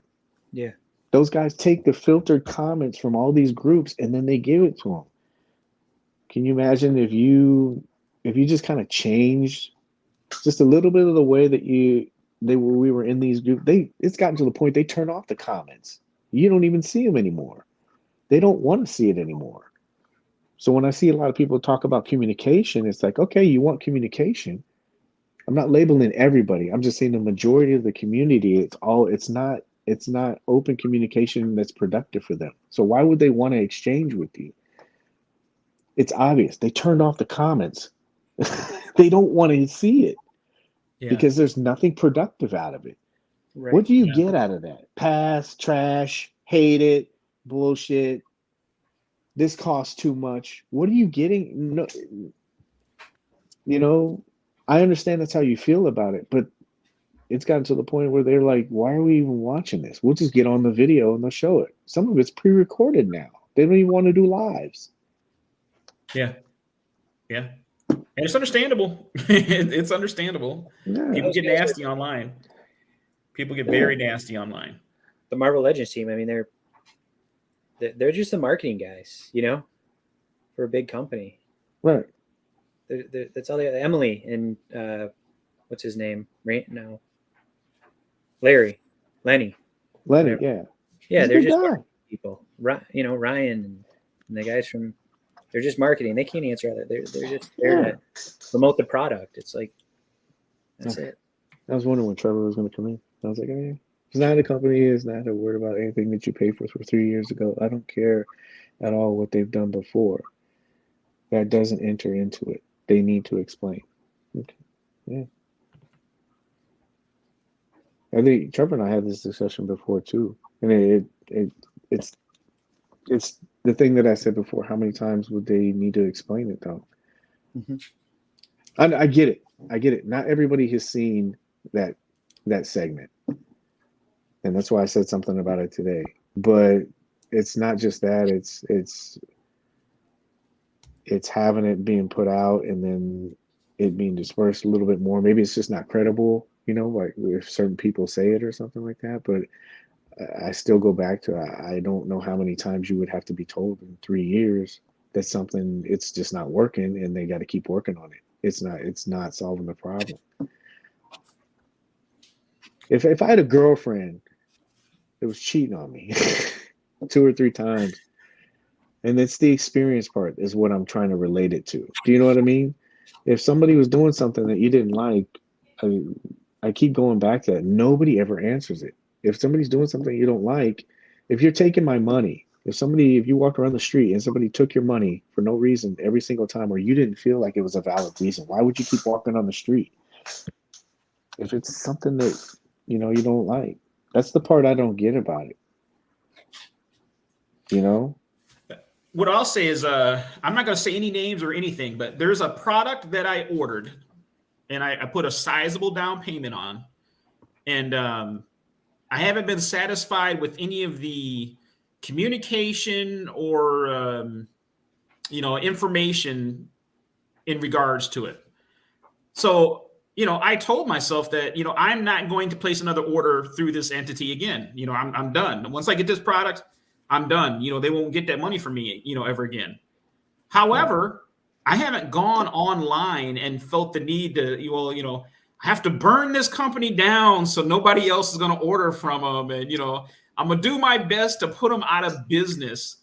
I choose not to deal with them anymore. And that's kind of, I guess, the way that I handle things. I'm the type of guy that, like, if I go through a fast food restaurant and the food is bad, I'm not going to call the manager. I'm not going to complain. If I can't eat it, I'm going to throw it away. But I'm not going back. Right? And that's just the way it is. I've got restaurants here locally close to me. I got burned, and I just don't go back. But I don't walk around beating my chest telling everybody, hey, don't eat there. I'm not parading up and down the street with a sign that says, my food was cold. You have every right in the world, if you're not happy with it or satisfied with it, or you felt like it was too wrong, like you said, Paige, you have every right in the world to say, hey, you know what? Just give me my refund. I'll walk away, and you got that right. But you know what? Other people are also have the right to be like, I'm okay waiting. Neither side is wrong. If you felt like you waited too long, that is your opinion. You're entitled to it, and it's okay. Yeah. However, don't make me feel like I'm wrong because I don't care when it comes out, right? Like, for you to say that I'm wrong because it doesn't affect me, that's wrong too. You can't tell me how I can feel about something or should feel about something, just like I can't tell you how you should feel about it. Right. But don't try to take it out on everybody else. Like if you're tired of it, you're done with it. Hey, you know what? Mezco, give me my $27.50 back, and then when it's released and I'm going to pay $210 to get it in the second market, then that's just what I'll have to do, right? I have to live with that decision. Right. But that's the choice that you have to make. But I don't think it's fair for other collectors that every time I post, oh man, I got the Crow today. I think this figure's awesome. I don't really care. Just tell me when my Batman's going to be here. What the hell does that Batman have to do with the Crow figure that I'm sending a picture of, right? What does it have to do? Nothing. You put up an appreciation post and it turned into a Batman comment. Mm-hmm. Last time I checked, I don't believe you're manufacturing Batman in your backyard. Might be laying on a pipe, but you're not manufacturing any Batman in the backyard. Mm-hmm. Yeah. MC, what do you got? What do you think about it? He's laughing. Cory, I'm dying. No, I agree. Like, my feelings are my feelings. Your feelings are your feelings. Like, you can't unvalidate what I'm feeling just because you don't like my feeling. Like, we have this discussion with people. Yeah, it's okay. Like, it's okay for you to be pissed off. I'm not going to tell you don't have a right to be pissed off. Yeah. I agree. I have said that from the beginning. The first words out of my mouth when we got on the subject is 3 years is too long. But does it bother me? No. Like, it's a toy. I don't care what anybody says. It's a toy. If you are, if this constant like groan about like this one figure, or even two figures, or three figures, or four figures. If it's bothering you that much, dude, just cancel it. Yes. Seriously. There's so many other figures out there. They got the SHF one. They got what is the Beast Kingdom one. Why is this figure the definitive figure that everybody wants to like put and say, hey, this sucks, when there's alternatives to it? Hey, and I don't know when Trevor came in, but he said none of that matters. I have two comments for Trevor. It's like, none of that really matters. I have two figures that are going on 3 years. They should have been communicating for all 3 years. And I don't know if he came in from earlier, but I'm telling you, I don't agree with it, just because of the fact that the communication part, even if they told you for the 3 years, is not going to change the end result. The figure is delayed. Them telling you that the figure, people just want the figure. Definition of insanity. Yeah, I know. I get it. I get people want to be informed about it. It doesn't change the end result. It really doesn't. You know, if they keep telling you it's going to get delayed, Are you really honestly telling me that frustration of the fact that the product is not being put out will not come into play? Yeah. It has to. It is, because that's the end result. So that's the part that doesn't make sense to me. If you tell somebody, yeah, it's going to get delayed, because we've seen the result. If you don't believe me, look at the results. Not just in Mezco groups, all groups. I don't care what it is. Legions, Legends, SHF. Well, they don't really say too much, but any of those lines. If anything bad is put out, or a delay of anything, I guarantee you, look at the comments. I can show you screenshots of the ones where somebody will say, "Oh, they pushed this shit back." Dude, I don't work for this company, and I'm not saying that I'm the bridge gap or anything like that. I don't work for this company, but I'll get on there and I'll put those dates out, and I catch shit for it. I don't work for them. I'm communicating to people that you know what I mean? You're giving the information out, and I see it. So that's the little personal bias with me, because I've seen the comments of people. It doesn't matter if you tell people when something is coming out. And I guarantee you want like proof of it, just go to any one of the releases that I put out and look at the comments. Bullshit. Yeah. I understand you're frustrated, but it's like bullshit. I hate this line, blah, blah, blah, stuff like that. You're getting the communication that you requested, correct? Mm-hmm. I'm telling you, actions don't line up with what people are saying. And I'm telling you, just tweak it a little bit. Look at it just from a different point of view, just for like 10 seconds. The communication, I'll show you proof. Go to any one of those release posts and look at the comments that are being made. It has nothing to do with communication. People want the product, and you're frustrated the product's not out. But the reason the product is not out is because they're doing whatever they're doing with it, licensing, production, whatever it is. If you want communication about that, that's fine. But is that going to change the fact that the product is not coming out? And then I'll ask you another question. So do you want to hold them to this? Do you want to hold them to this release date and get a shitty figure? Or do you want to wait a little while? Can we name figures that have been past 2 years that have sucked? Like I was talking earlier about how their reputation kind of speaks for itself. Yeah. Like people are saying in the comments, they don't want the 89 Batman because they want Mezco's Batman, right? Exactly. And then you have to make a choice, right? Like, not to bring up Stephen Covey again, but everybody knows I'm a big 7 Habits guy, right? Mm-hmm. And one of the things they talk about in there is, you have a circle of influence, right? And you got to focus all your powers on things that you could actually control. Right. We can't control anything that Mezco does, right? Mm-hmm. There might be things that we wish they did different. There might be things that we want or whatever, but we can't control what they do, right? You can only control your actions. You can choose not to order from them again. And like I said, you're entitled to that, right? You could request a refund and be like, this has just been too long. I'm out. You're entitled to that. But the problem that I continue to have with it is, why do you feel the need to make others feel bad about not complaining? Mm-hmm. Right? Like you can't force me to complain when it doesn't bother me. If it bothered me, I would complain. Well, no, I wouldn't. I wouldn't complain because, like I said, I'm not a complainer. But I just choose to let my actions speak, and I just don't go to that establishment anymore. That's the way I do things. They always say I'm kind of the worst customer because I'm a silent complainer. So you don't really get a second chance with me. I'm not going to give you a chance to make it right. I'm not going to go to the manager and say, hey, this was wrong. And, we apologize, sir. We'll fix everything. I just don't go back. Mm-hmm. So I think that's what people really have to look at is, you have options and which one works for you. There's no sense of stressing out and worrying about something that you can't control. There's no sense in doing it. You just bring in a lot of, negativity to a hobby that you're supposed to enjoy. And the one thing I will guarantee is, if toy collecting ever gets to a point where I'm stressed out to the level where every time somebody posts a figure, it reminds me of what I don't have, I'm tapping out. I swear I'm tapping out. And if you guys, you too, if you ever see me doing that, hey, you know what, Cory? I noticed you've been real negative, man. Like, what's going on? Let me know so I can check myself and get out of it. Because if that's the person that I'm becoming, that's not who I want to be. You know what I mean? That's not what I'm in it for. I love toy collecting. This is my escape. This is my getaway. And that's the only reason why I do it. I got enough real world issues, you know, at the 9 to 5.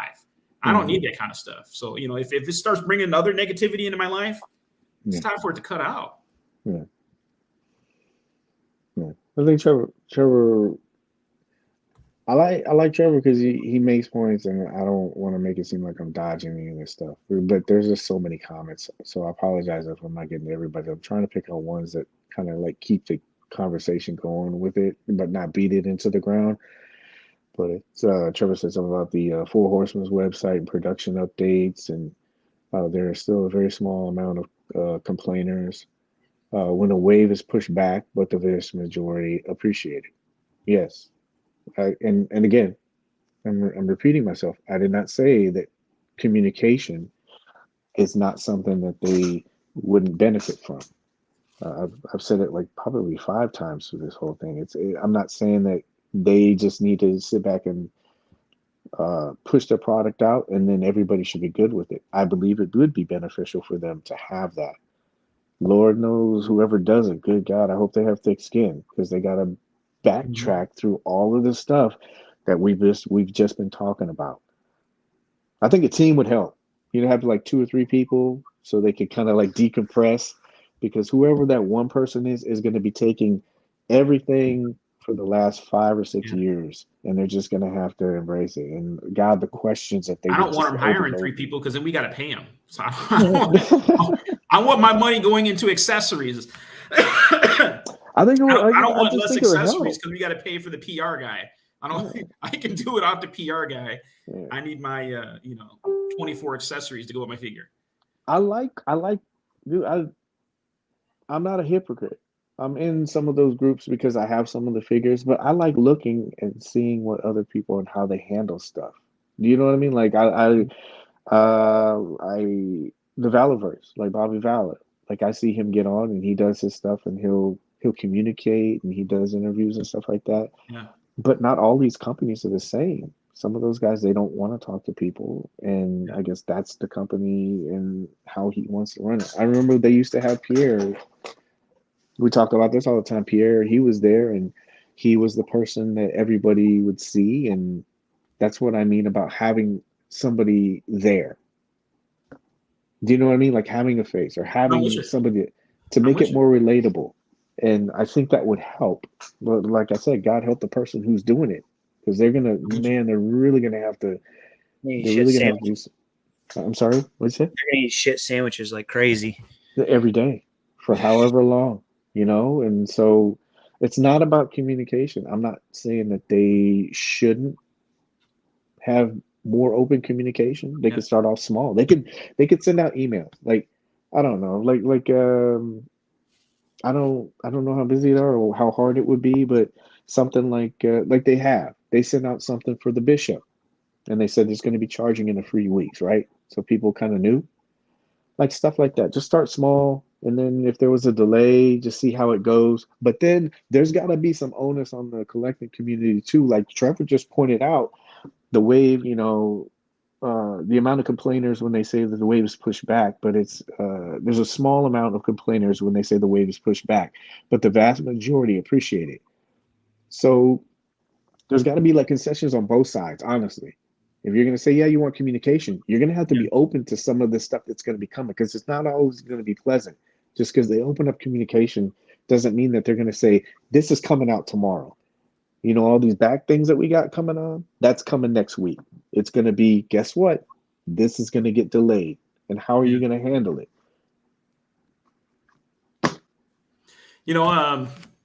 I think we have a lot of Mythic Legions guys in here, right? And I guess the reason why I like bringing Mythic Legions up is because 4 Horsemen is probably the opposite, probably the polar opposite of Mezco, right? Where Mezco doesn't communicate at all. I would say 4 Horsemen probably over communicates, right? The Mythic Legion guys out there, what happened to the ISS sales? When I first got into Mythic Legions, they were doing those ISS sales where they would have a limited quantity of figures up for sale at 1:00 on Friday. They told you ahead of time, hey, this is limited production. They're going to sell out fast. Right. So grab a figure and check out, right? They literally said it in the email. Mm-hmm. But literally, these things would sell out in 7 minutes, right? I scored an item every time because I just grabbed one and I checked out. So every time I scored something. But when you would go in the community following these sales, it was all this negativity. Oh, this is BS. I wanted this figure. It's sold out. So what did they do? They stopped them, right? So that was their way to fix the problem. Hey, you guys don't appreciate us giving you an opportunity to get a figure that you would have to get on the aftermarket, right? It didn't satisfy you, having this second opportunity to do this, which is something that I don't know of any other company that takes a figure that was released a year before and then releases it at, Dorkler. That's not why they stopped. Maybe that's not why they stopped, but it sure seemed like, just the timing and everything, people were complaining and, they even took a time out there for one point. What was going on? So, you can ruin a good thing because of the way we communicate, and, hell, I miss those. Yeah. Yeah.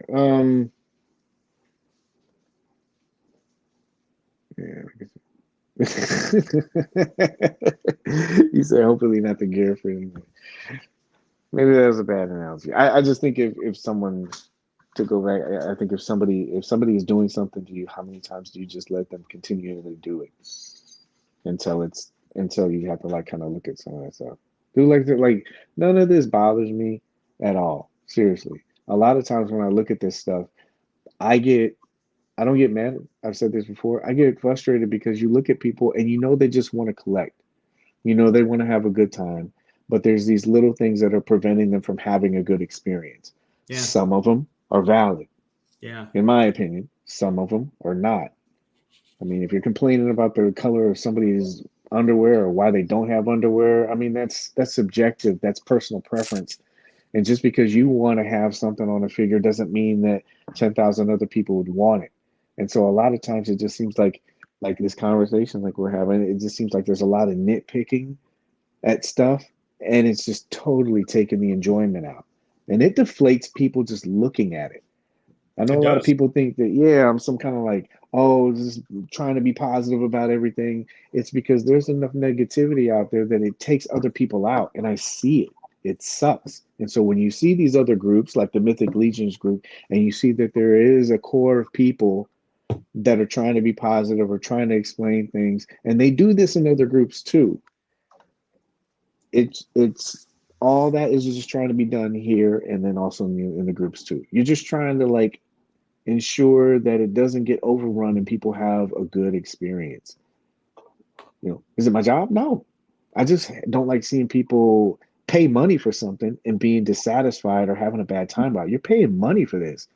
Why are you paying money for something that you don't want to, that's not bringing you joy? Yeah. That I agree with.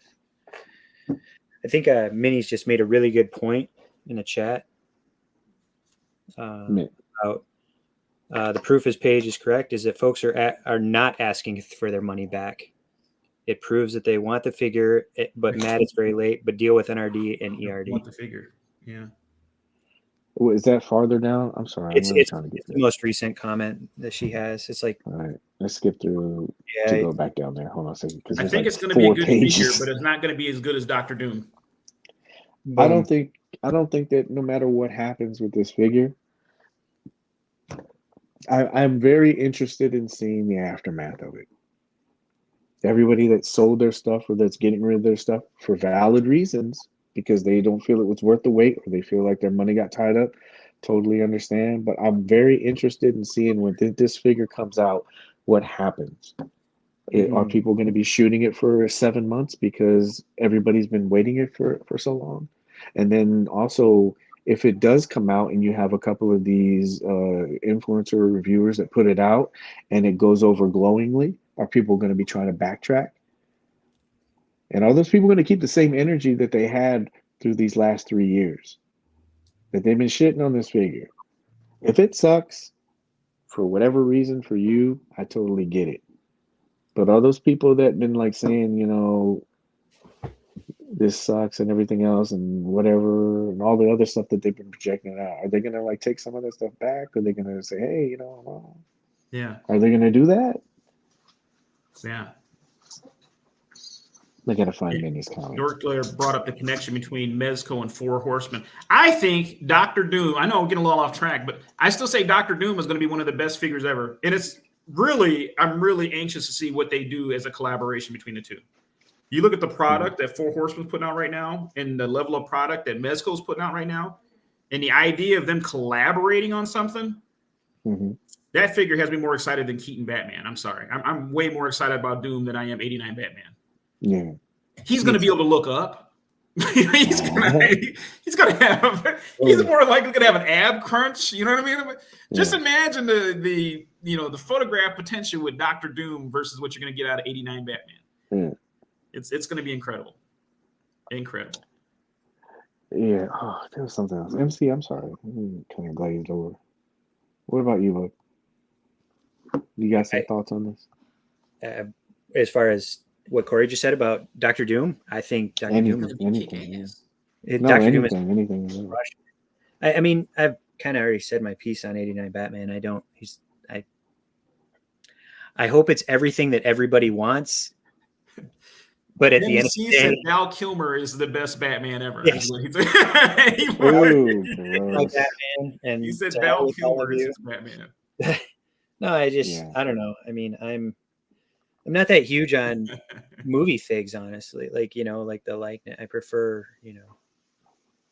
that's just me. That's just my preference. And again, I'm not saying that your love for Keaton Batman is not valid. It's just that's just my opinion. It's just not my Batman. I don't know. Show me where Bruce Wayne sleeps upside down, please. Anybody. Yeah, it doesn't matter if it's a polka dot line. You cannot say anything for 3 years. Well, we say you can't, but he did. You know what I mean?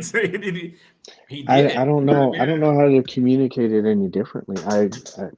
I'm not saying that they shouldn't communicate. They are communicating. Agreed with that. PRD is pushed back. That is a form of communication. No, but I think let me jump over this other side.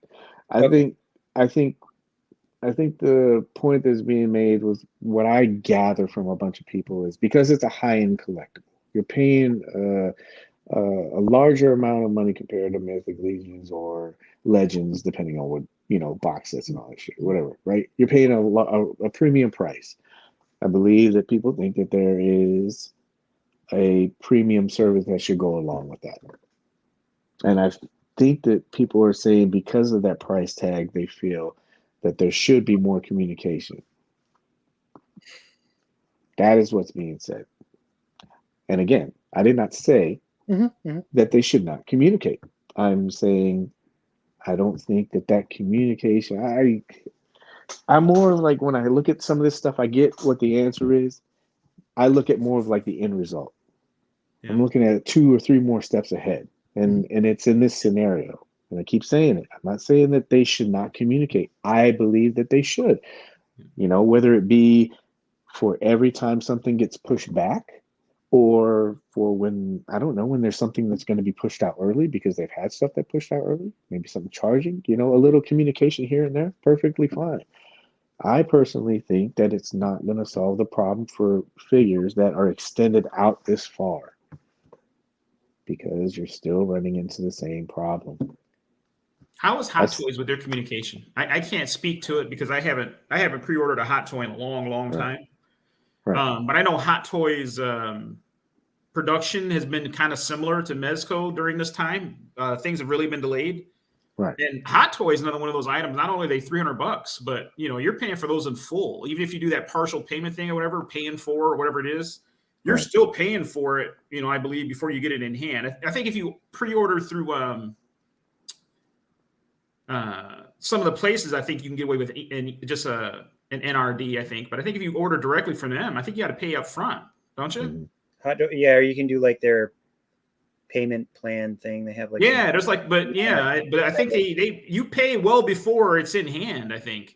Yeah. And I don't know how they are. Like I said, I can't really speak to their communication. Right. I hear other people complain about it, at times, but that's something I never got that heavy into. I got out before it was too late. Yeah. Someone said that they want an email stating it, but it's their business on how they choose to communicate. Like if they want to, because maybe they don't have somebody that can sit and write emails all day. You know, I'm just saying, like their budget might not allow it. I don't work for Mezco. I don't disagree with you, but I'm also saying, you know, they updated on their website, same place you ordered it from. You can pull the information from there. I mean, it's just, I don't know. I think The reason why and I he keep beating the dead horse. I don't know if like people are coming in and going back out, but I'll say it again. So like the communication thing, I use real world examples for it. You can pick other lines and say that it works in another line, but you can't apply it to these because it's different. mm-hmm. The fan base is different. The production numbers are different. The materials are different that they use. I mean, it's different. It's a different genre. I mean, there's differences. So you can't like apply one and make it cookie cutter for everybody. That's why I named each one of those companies because they all handle it differently. And when I say like the employees do you think Mezco has? How many what? How many employees do you think they have? Not that many.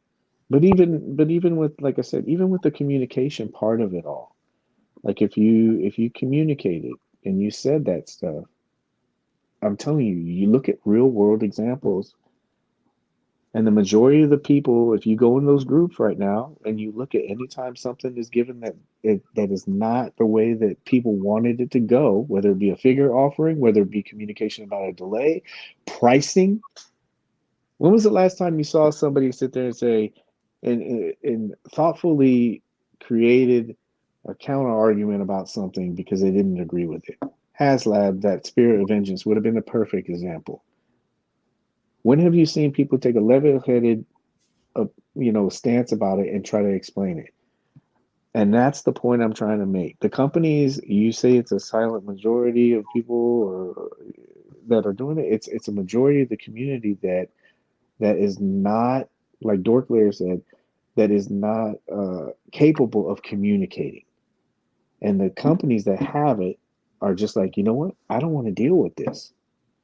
So that's why I'm saying it's work that has to be done on both sides. Both parties are to blame. They don't communicate. Companies don't communicate because the collecting community is not open to that communication. They would rather just shit on it and be negative. And I'm sorry, the majority of it is ruling. There's level-headed collectors out there and influencers that are helping it, to a certain degree. But honestly, the majority of it rules.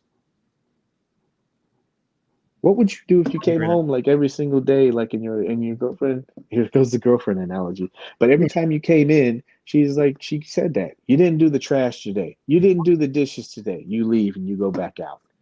You come back in. Why didn't you walk the dogs? How much of that could you take? There's no communication. And that's the point I'm trying to make. I'm not saying communication isn't important. I'm saying that the way the communication is going from both sides is not working. There's a disconnect. Until both parties fix it, it's not going to work. And you're going to come with this stalemate. The companies are going to go, we'll just put out our product and let them decide. Mm-hmm. Yeah. So, I don't know. I didn't say that you're to blame, Trevor. Am I not making any of this clear? I don't understand. I even said that there's influencers and there's people out in the community that are actually helping it. Trevor, you're one of them. You're a spokesperson for that company, and you're a bridge between community and then also with the company. Those are the kind of people that help the situation. I'm saying that there's a majority of people out there in the collecting the community that make it negative, and that majority rules. And if you don't believe me, go look back at some of the G.I. Joe streams where it's all negative. Why do you think that they turn that stuff off? Because they just don't want to see it. And then the other shame of that is, though, I don't think it's the majority that are negative. I really don't. No. But the negative is what's louder. You know what I mean? The negative drowns out the positive a lot of times. I suppose it's that whole squeaky wheel gets the grease mentality, I guess, is what people say. If you don't complain, nobody's going to address the issue or whatever. And that, I think we've all said at this point that there's no problem with complaining. Right? Like if you want to write an email to Mezco every week until you get an explanation. You have that ability and that right? Like you're more than welcome. If you want to send them a letter every week until you get a reply, then so be it, right? But like I said, I feel like if I make an appreciation post, right, and that's not related in any way to Batman, and you feel like you've got a comment about Batman somewhere where it doesn't belong, you got to reassess. You reassess. Not only is that not productive, but all you're trying to do is bring other people down, right? You're trying to, we got a positive environment and we're going to, well, you know what? I'm going to flip this. And that's where it's wrong. That's where I have a problem with it, right? It's okay. I'm okay with you being upset about it. I'm not telling you that you couldn't. I said that earlier. I'm okay with that. But don't feel like you have to make me feel bad because I don't. Right? Don't force your feelings on me. I'm okay with it. I'm not saying that you have to be okay with it, right? I feel like that. It is what it is. It is what it is. But don't make me feel like I'm in the wrong. There's productive ways for you to go about addressing the issue. Yeah. And at the end of the day, that's the only things that you really can do. Yeah. You can't control what somebody else does, no matter what. I tell people this at work all the time. You can't control what somebody else does. All you can control is how you respond to it. Yeah. That's it. Yeah, I mean, some of the stuff. What's funny is like there's some people that haven't been in here before, and I can see and I know who they are, stuff like that, and reading some of the comments, this is what I'm talking about. I don't know how to really communicate it, because when you say, I'm sorry, I'm going through like 5 or 6 of these trying to find one. So where somebody said that I'm putting all the blame on collectors. I think if you went back like 2 or 3 minutes and you saw both my hands and I said collectors Anthony. Yeah. Yeah, I don't know, man. I don't know how you can explain it any differently. I think to answer part of Trevor's comments, like he's not blaming you per se, but it goes back to what Cory said. He posted a picture of the crow, and somebody did, and somebody bitches, oh, that's great. Where's my 89 Batman? Like, why are you pissing on his parade, showing off his figure that he's enjoying with 89 Batman? And for all we know, it could be this person's first Mezco. It could be, I'm going to use you for an example, Cory, even though we know where I stand with 89 Batman. But Cory has no desire to or has no affinity to Batman as a character whatsoever. He just loves the crow. But somebody's going to shit all over his post, and then it brings people out of the woodwork. The pitchforks come rallying. Where's my 89 Batman? Yeah, I agree. I've been waiting 3 years for this. And again, yes, it is too long to wait for a figure. I'm not saying that, like Paige said, like Cory said, yeah, communication is great. It should be done. I don't work for Mezco, but I just take the opposite stance where it doesn't bother me. As long as they give a great product at the end, I'm okay with how long it takes. I think that's what everybody wants. I noticed that it is a lot of negativity, and I think a lot of it, to be honest with you, is just it's trolling. I think people like to get a rise out of people. Dude, at the end of the day, I'm gonna shut this computer off, and I'm not gonna give it a second thought. I have figures over here I haven't opened up. I have figures in my room that I want to play with. Like I said, to me, I'm not putting blame on anybody. I am not putting blame on anybody. All I'm doing is making observations. And I'm telling you, we've done it so long. Since I started collecting, I've seen it the whole time that I've collected. Why not try it differently for a year? Why not try to say, you know what? Let's try to communicate with companies, and let's see where it gets you, try to figure out a way to like communicate the best way you can instead of just doing different stuff. Because everybody's raged on these companies for so long. And I'm not taking the company side. I want a better product. And I know that if it increases a better relationship with a company, like all the examples that other people have given, whether it be with Mythic Legions or some of these other smaller companies, the reason why is because they have a connection with their fan base. It's a connection now. It's two things. it's not putting blame on one person or the other, but it takes two things, male or female, if you want to call it. You take that, you need that for it to work. It doesn't work one way. It doesn't work the company's way, and it doesn't work the collector's way. It takes both. See two hands? Both. There's no blame being put on anybody. But I'm telling you, I don't care. I'll get off and I'll get on there and I'll look at my stuff. I'll get on and probably delete some posts. I'm just saying. But seriously, I'll get off. I'll go watch a movie with my girl or something like that because I can compartmentalize all of this shit. It doesn't matter to me. Like I said, the only part that frustrates me is seeing good people leave the groups, seeing good people not having a good time. And maybe that's my fault. Maybe I just need to be like, you know what? Hey, screw it. But it bothers me. It bothers me the fact that like you can see somebody trying to have a good time, like you said, and somebody just gets in there and they just shits on it because it doesn't make sense to me. Yeah. And I'm not obligated to control it, or should I control it? But I that's just something that I don't like. And it's the same thing for collectors that are having a bad experience. It sucks to see somebody not be able to make a pre-order. You know? Yeah, that I remember. You know what it reminds me of? No, go ahead, MC.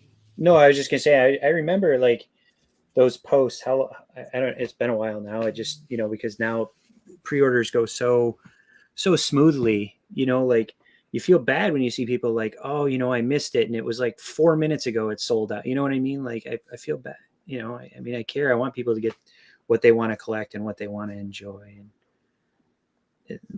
it just, man, that sucks. Those days, or the site would crash. We talked about that last time where you don't even know if your pre-order went through. You're waiting to see if your PayPal got dinged or if you get the confirmation email. Like, am I going to get charged once or twice? Right?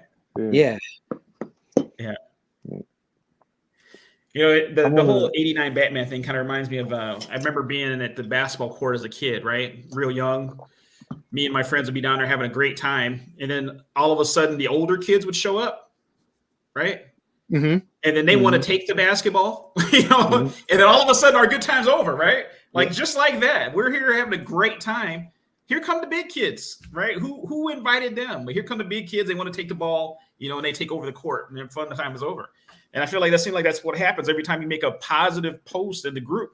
Somebody finds some way to circle back around to '89 Batman. And that's the part of it that I just don't agree with. Yeah. Please. So this is and Havoc's been very active in the comments, but this was one of them. So for the panel, how long is too long for you? Would you be okay if a figure took 10 years or 20 years? I don't think a figure would take 10 years or 20 years, but if it got to that point, just like anything in life, I would axe it. I'd be like, you know what? I'm not going to wait for this. And I would just stop. But you know what? That would be it. So to answer that question, if I paid it in full, I wouldn't wait 10 years, right? If I paid for it in full and I ordered 6 of them, like somebody else we know in here, I wouldn't wait for that. You know what I'm saying? But what I know is, and I don't like to regret things, right? And I think this is where everybody's problem is. If you cancel it, and then this figure turns out to be freaking incredible, that refund's not going to make you feel any better when you're paying 5 times retail to get one. FOMO. Right? That's what everyone's got to realize. And I think that's why people aren't canceling it, because they know if you do, and this figure is a hit, we've seen how some of these things demand a really high secondary market value, right? Especially right away, because we don't like to wait. So if people have been waiting all this time and then you cancel it or whatever, then you're stuck with that part of it. So I could almost see it 2 ways. Let's say I wait 9 years. If it was just the NRD, I could care less because it's $27. I at that point I've just written it off. If I ever get it, I get it. If not, fine. But had I paid in full, I wouldn't have made it to 10 years. I would have just said, give my money back. I already told you there's a product right now currently that I had told MC, hey, if I don't hear something soon, I'm just going to get my money back. And I told, and then so, it just happened. I got an update. So we're good. But what I did tell MC was I'm not buying from him again. Like I'm done. You know, I'm gonna get my product that I paid for partially, and then I'm done. But I'm not going around beating a drum telling other people, hey, don't deal with these folks. Because if you choose to, that's on you. That's on you. I'm not going to force that on somebody else. I'm just not. Yeah. I'm just not. So Trevor did say, and this is where I'm learning more that that is just my viewpoint, and that's why I say I don't try to push it off on anybody else. Yeah. But Trevor said, it's called beating a dead horse. Sorry, I was reading something. But Trevor said something. You wouldn't be mad, but would you accept it? Yeah, I would accept it, dude. Like I've told this story before. So there was a company that, and it mirrors this. There was a company that I was trying. Yeah, you've heard this story. There was a company that would put out pre-orders, and I was not able to get them, and I was frustrated with it because I thought that they advertised that there would be a certain production run, that I would have a chance to do it. They spanned it over a couple of days, and I still wasn't able to get it. Yeah, and that is frustrating. So I understand that part of it, but you know what happened? I was like this. I go, I'm not getting this figure, and that's just me. You know, I wasn't mad about it, but I was like, why am I going to continue to support a company where if I have money that I want to spend and they're not providing me with the service or the product that I want, why do I want to continue to support them? So you know what I did? I dropped the line. I took my figures, I sold them, and I used that into something that I wanted to buy. Again, that's just me. But if you're asking if I can get mad about it, no. And yeah, I would accept it because I know my money is my money. I earn it and I want to put it for the things that are going to make me happy. If something is frustrating me, why would I want to invest more money into it? Doesn't make sense to me at all. But you know what else happened? I didn't go make a post about it. I didn't go into the group and say, I'm going to quit. I didn't say, F this company. I said, you know what? The company's not for me. And I went and I moved on to something else. That's not everybody, but yeah, I'd accept it and I wouldn't be mad about it because it's Toyz. Oh my gosh, it's a toy. So that's what I really can't wrap my head around, especially if there's there's other versions of it. If you're really hard up for this figure or any other figure, there's so many companies that make these offerings. What is the big deal? Seriously. I think to answer that question on how long of a wait, that's a hard question for me to answer. It depends on what it is. And if I paid in full, then whatever, I get it when I get it. Obviously 10 years, that's a ridiculous amount of time. It's not like we're ordering sex robots or something, but would you wait 10 years for a sex robot? How real does it feel? Sorry. Oh, man. Well, it's the seamless body technology. They're trying to work on that. So, we finally broke the ice and brought some humor, but no, 10 years is ridiculous. I don't even know what my 5-year plan is with my current role and my position at work. If it's an NRD, I don't want to sound like that guy, but I've blown money on dumber shit this week alone on $30 that I spent $30 on stupid shit an hour and a half before we went live that I can't even tell you what I bought. Oh, you could tell. I'll tell you in the group chat later. But and I understand. I mean no disrespect by saying that. It's not like a bragging thing. I'm not. I get bitched at all the time when I buy stupid shit by my wife. But because it's an investment in happiness, correct? Correct. And I understand that $30 is a lot to some people, and I appreciate and I empathize with that greatly. But the question was specific to us, so that's why I'm answering it very bluntly. If it's an NRD, I don't give a shit. It's gone, whatever. In 10 years, my credit card information is going to change, and I'm going to forget what the hell I ordered anyway at that point. Tomorrow's drop 89 Batman. That would be awesome. I would love this. They have this whole 2-hour and 30-minute conversation, and they drop this stuff tomorrow. Paige is going to have to delete this off of YouTube, this video. No, I'll keep it. Keep it because I feel that way. I do, man. I know.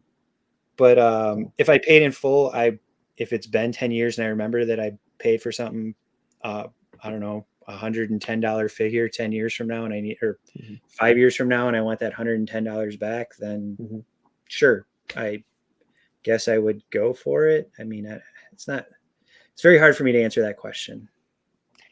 Well, since it seems like I know a lot of people will twist this into, even though it's a conversation piece and it's not trying to jump sides, let's try to switch it over to this other side, right?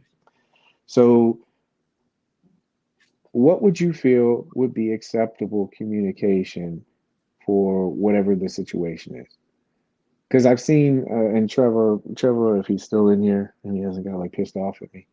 Oh, okay. Listen, I'm not concerned, nor do I care if I get Batman another 3 years. Not the point. It's crazy that people try to defend the silence. I'm not defending the silence. I'm just saying it doesn't. I'm only speaking for myself. It doesn't bother me. It's a toy, and I'm fine with it.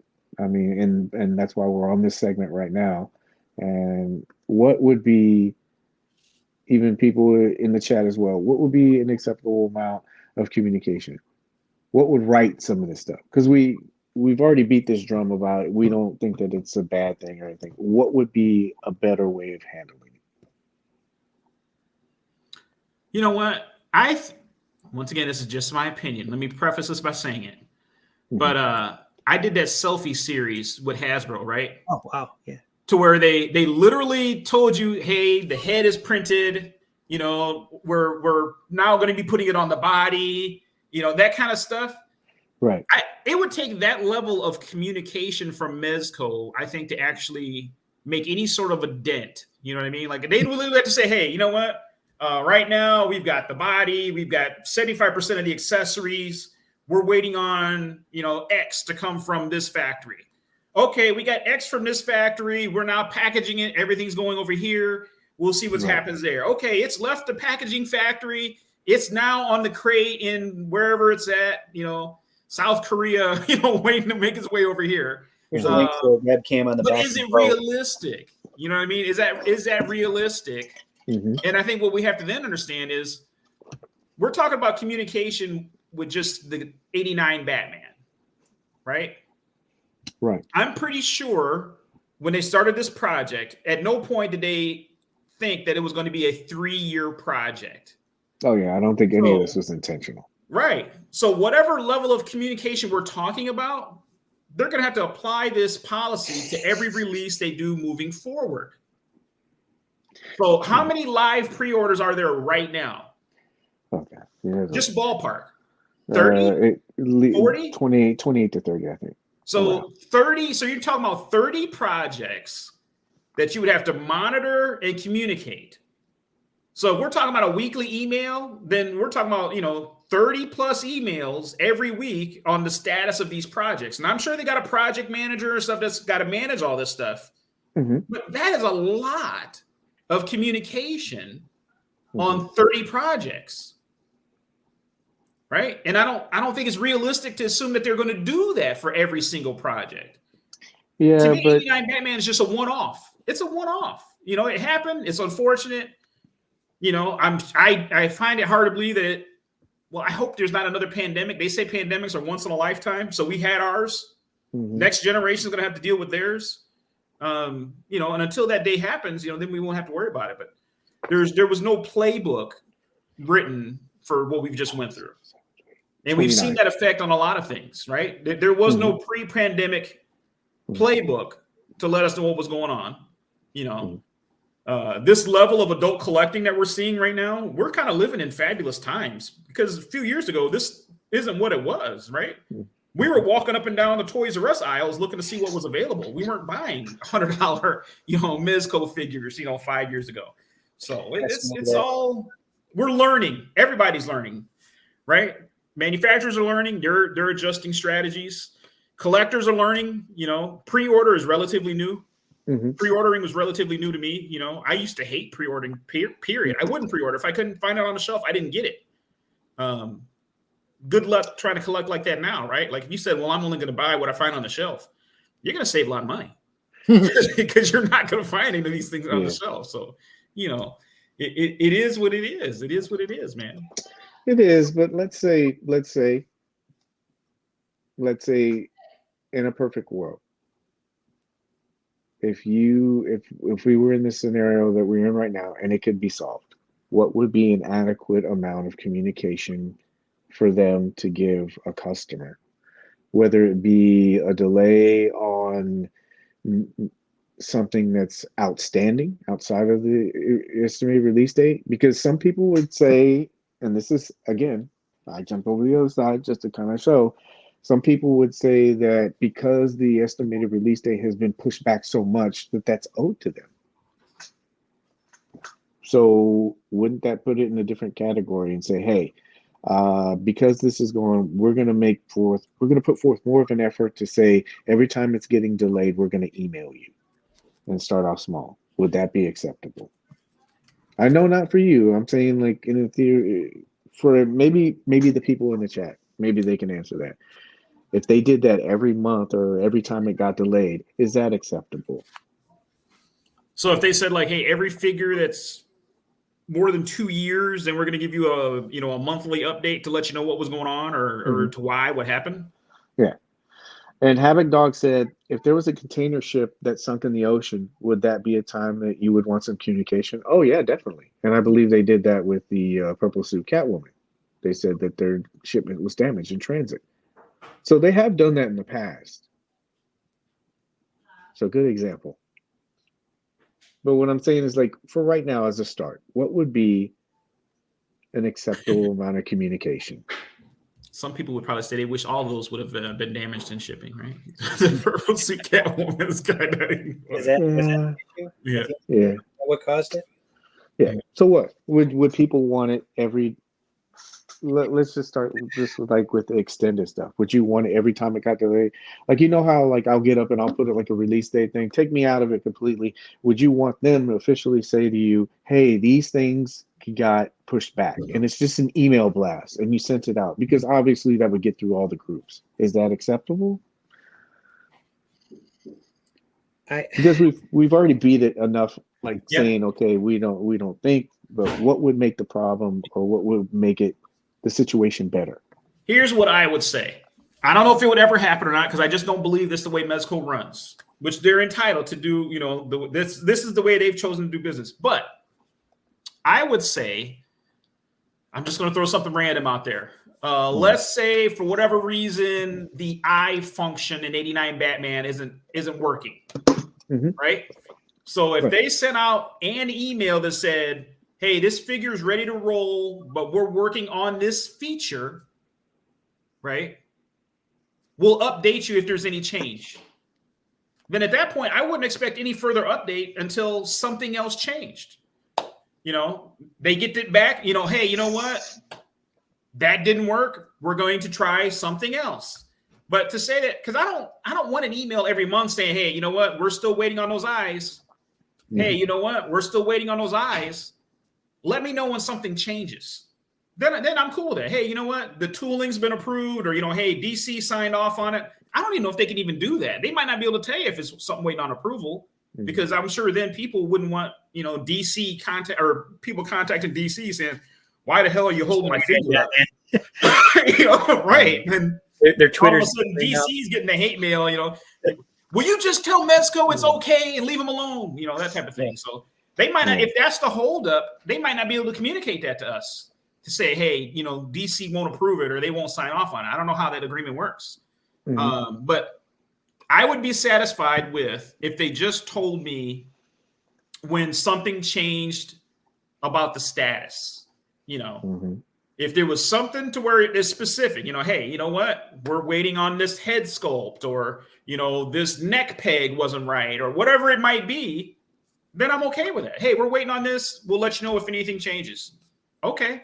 6 months later, you know what? This factory hasn't delivered. We had to, source this item from somebody else. Okay. I'm okay with that. But I wouldn't want, them just to repeat every month, hey, this is still delayed. Hey, this is still delayed. Well, I know that because you haven't charged me for it.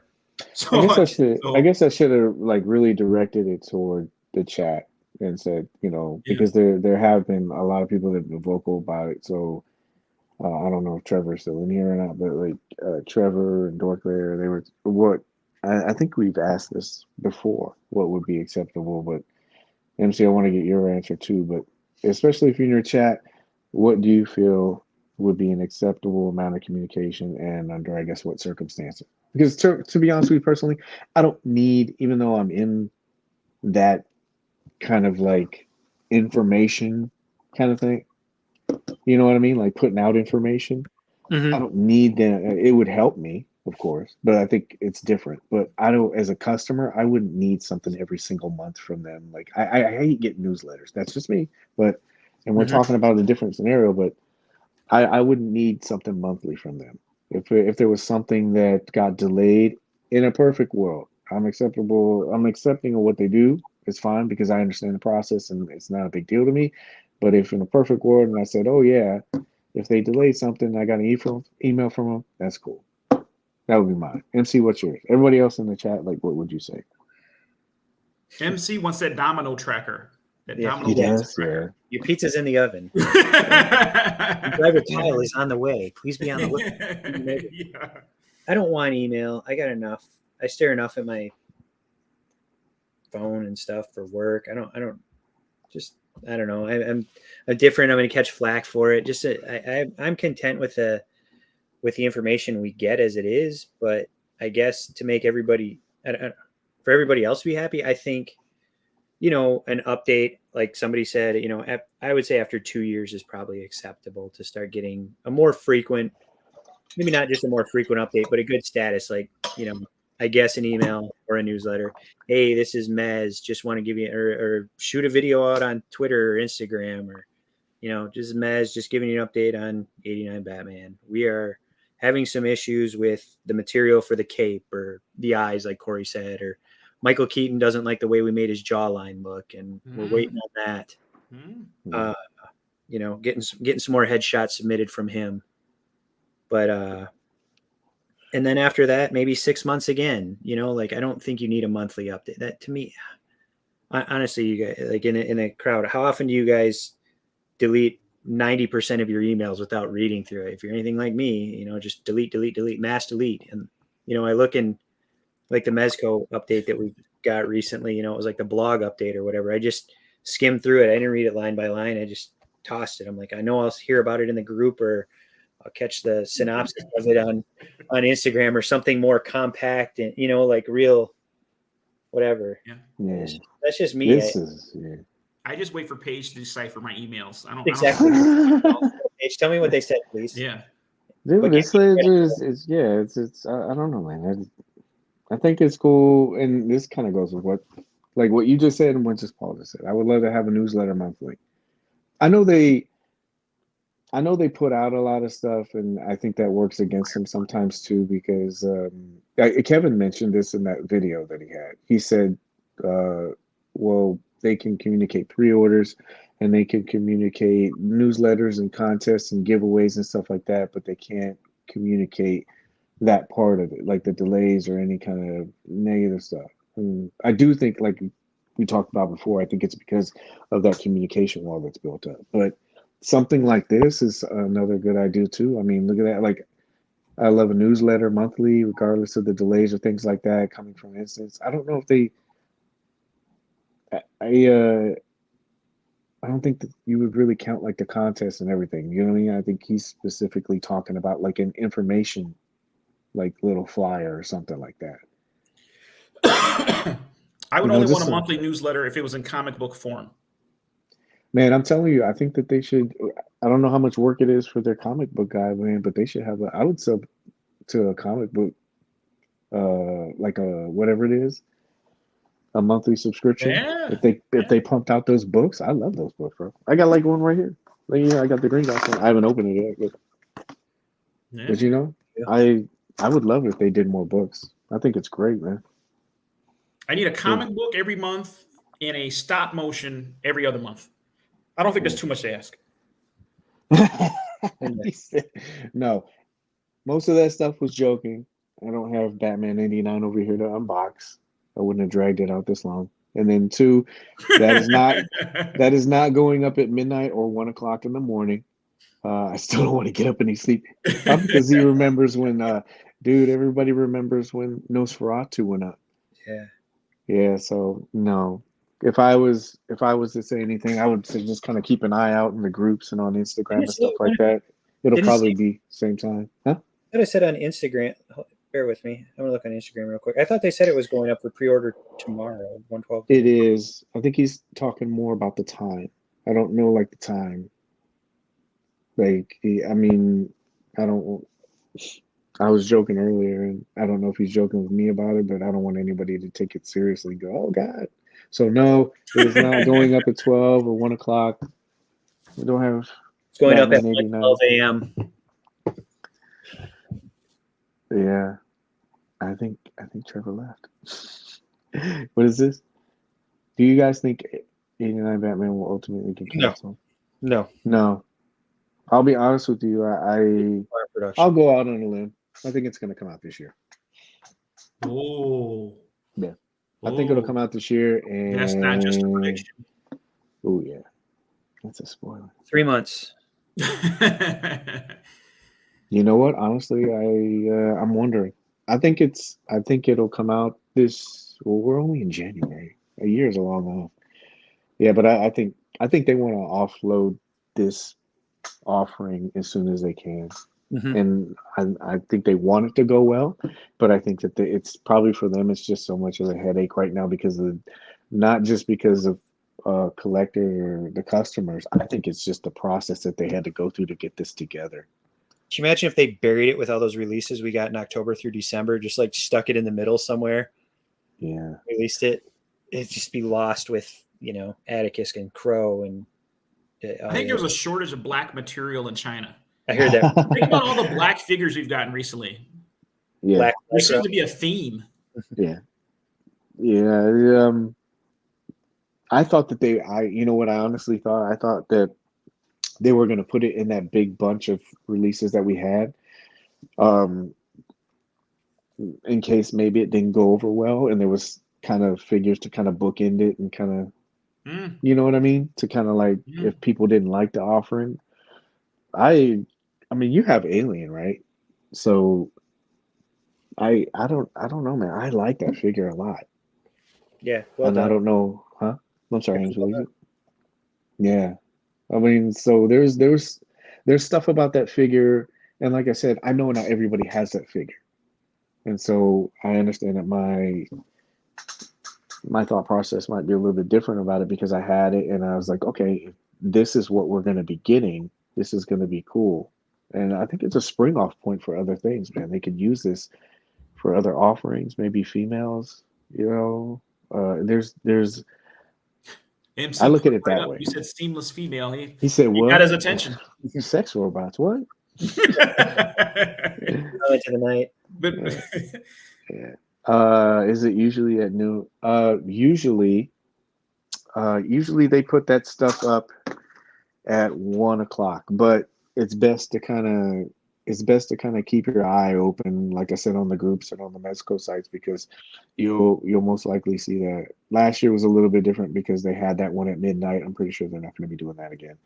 Oh, But please don't. what did you say? Paige said it comes out tomorrow. See, there it goes. This is what happened. you guys got your Mezco photo for tomorrow lined up? No. Yes. Well, I got to No. shoot yet, but I won't shoot till tomorrow night, but before midnight. But I have other ones that I haven't submitted yet this year. Yeah, seems like you don't know how to put the figures together. So yeah. So yeah, no. This is dude, like I'm hoping that this conversation was okay with people. I don't like this. I wanted to stay away from this conversation because I knew it was going to be like a button pusher, and that's not what the intent of the thing was. It was just to kind of show people different like perspective on certain stuff. And I honestly, I'll plug this again. I honestly think that if you have a chance, you should watch that Hangout with him.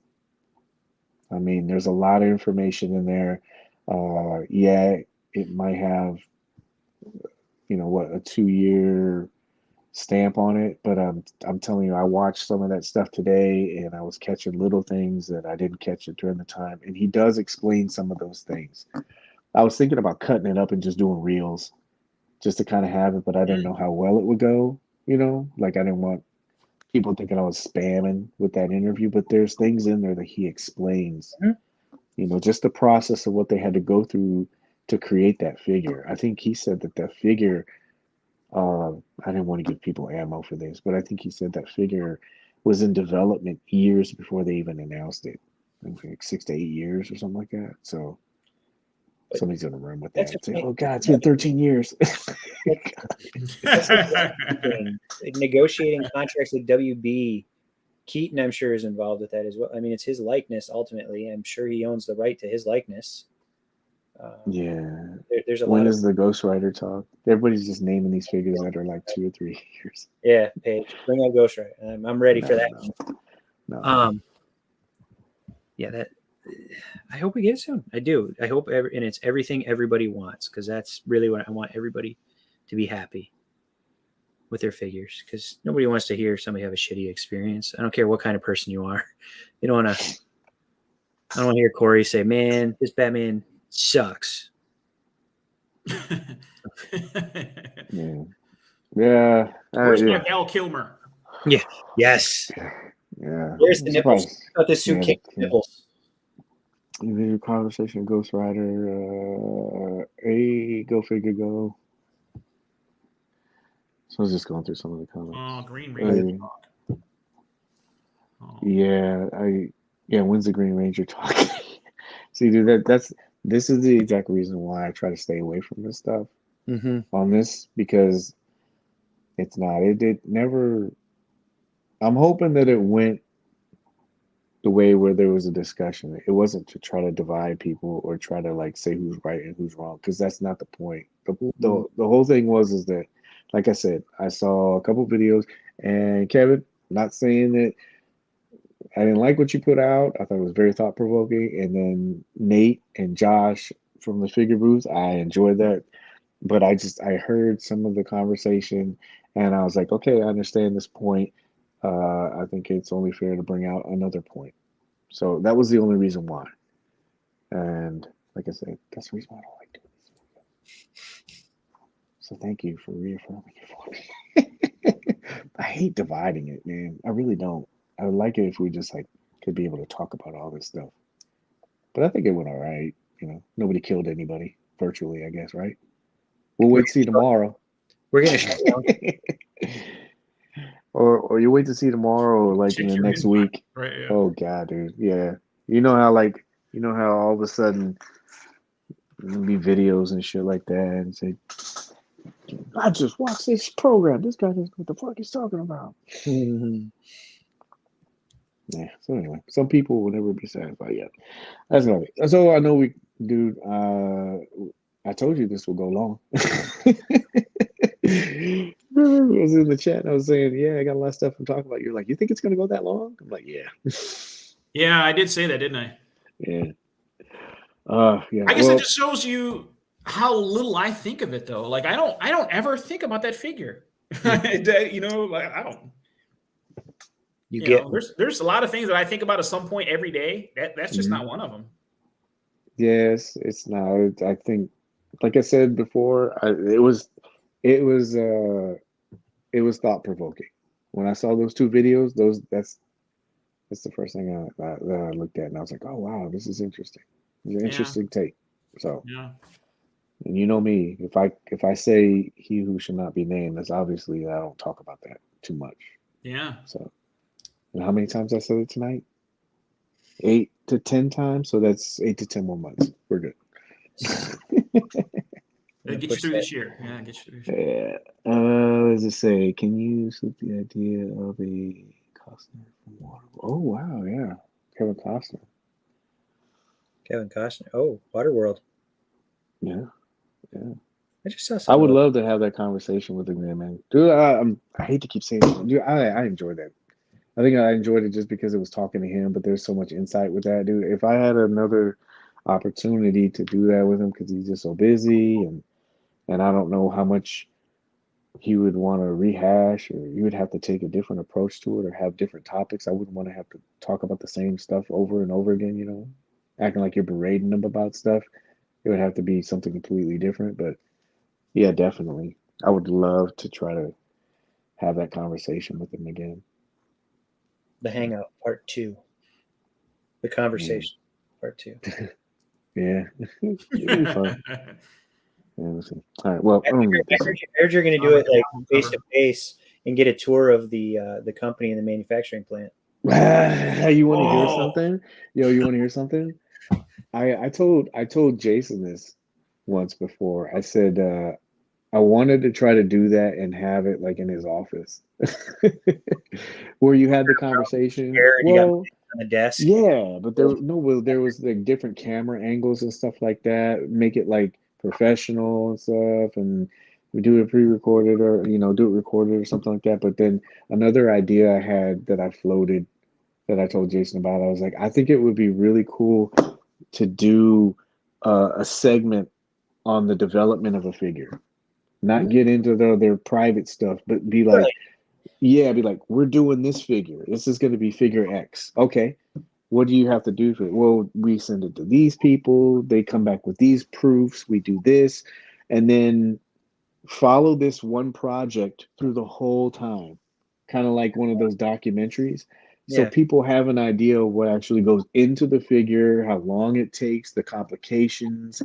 It would be like a really long project, but I was like, man, it would be really cool because I think it would give so much insight. You would see all the delay, like The Last Dance. Yeah. You'd see all the pitfalls, and then you would see, and then all the way up to when it was released, and maybe a month or two afterwards to see how it was going, and then you would package it all up, try to keep it under an hour or something like that, hour and a half, and then you would put it out because I think it would really give people an idea of some of the things that they got to run into that snags it, and they'd have what goes all into it. Would you want to do a licensed figure or more an in-house Rumble Society?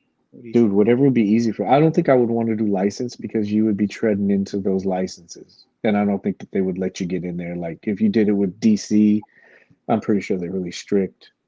Yeah. But maybe if it was something like I don't know, really, Dick Tracy. Yeah, dude, I love that.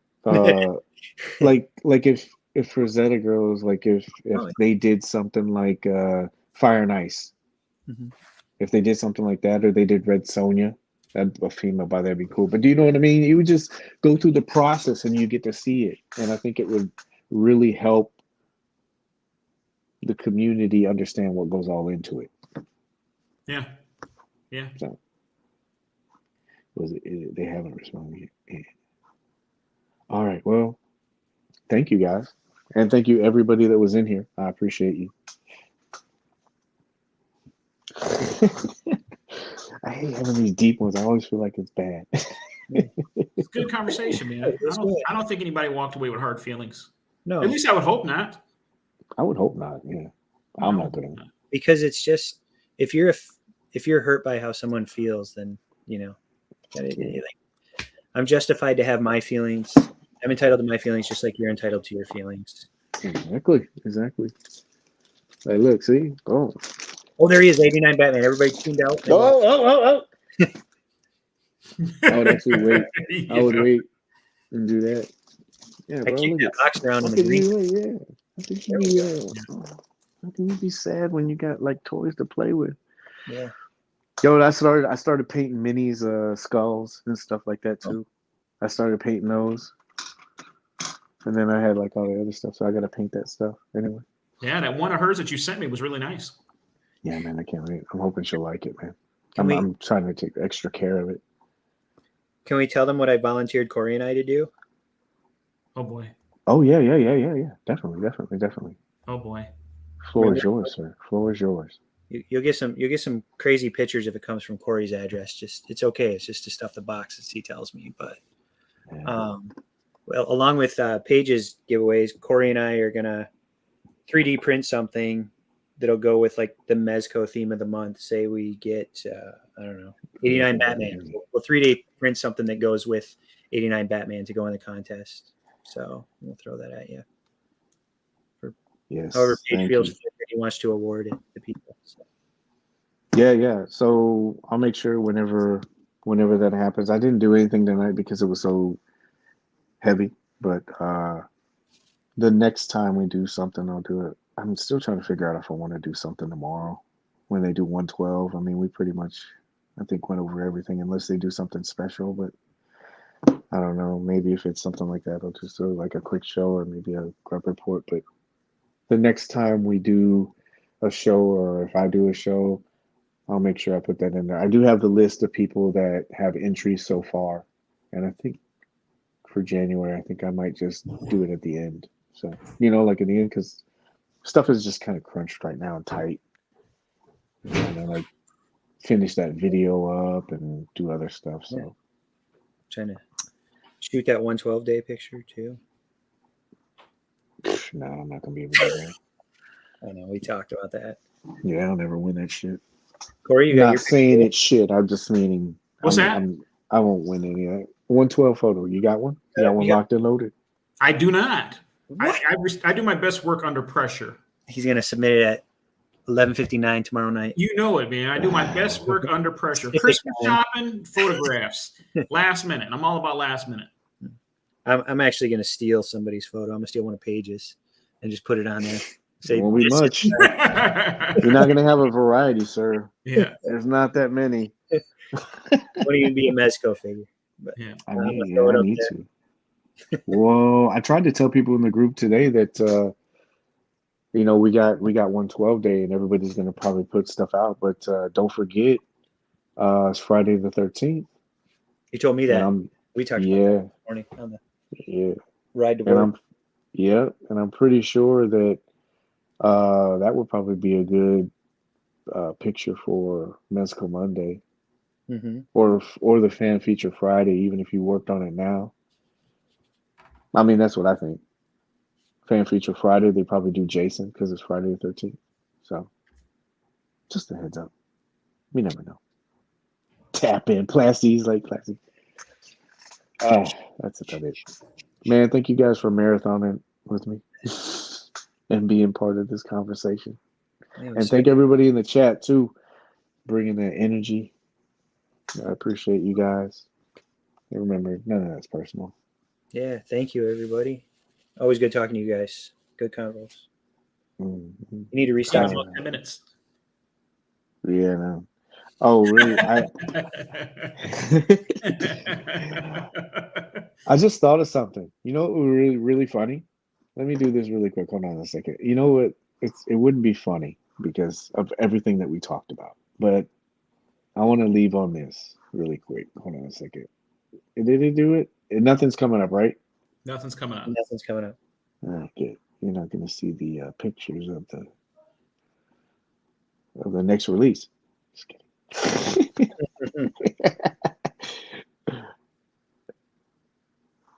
Hopefully nobody thinks that I'm pouring salt in the wound right now.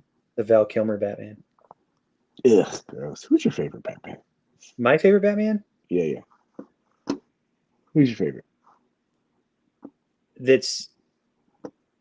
Can it be animated? Yeah, it can. Kevin Conroy. Conroy? Of course. Hmm. Definitive. Hmm.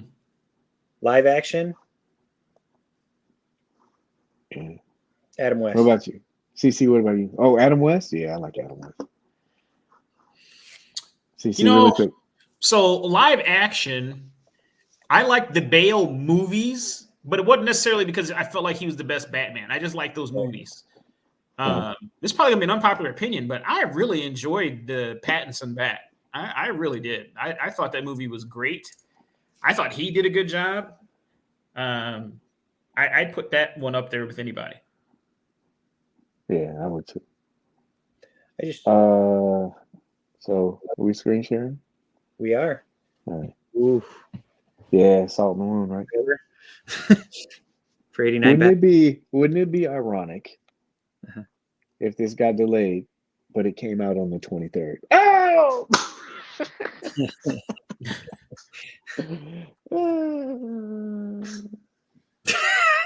All right. Salt I Bane. appreciate everybody. Thank you, everybody, for coming. See you in the green room. Yeah. Green Skittles. Yeah. Green Skittles. Yeah. All right. Yeah. Green. Yeah, I appreciate it. CC, MC, thank you. Thank you. Everybody have a great night. Everybody. Me too. All right. Oh, yeah.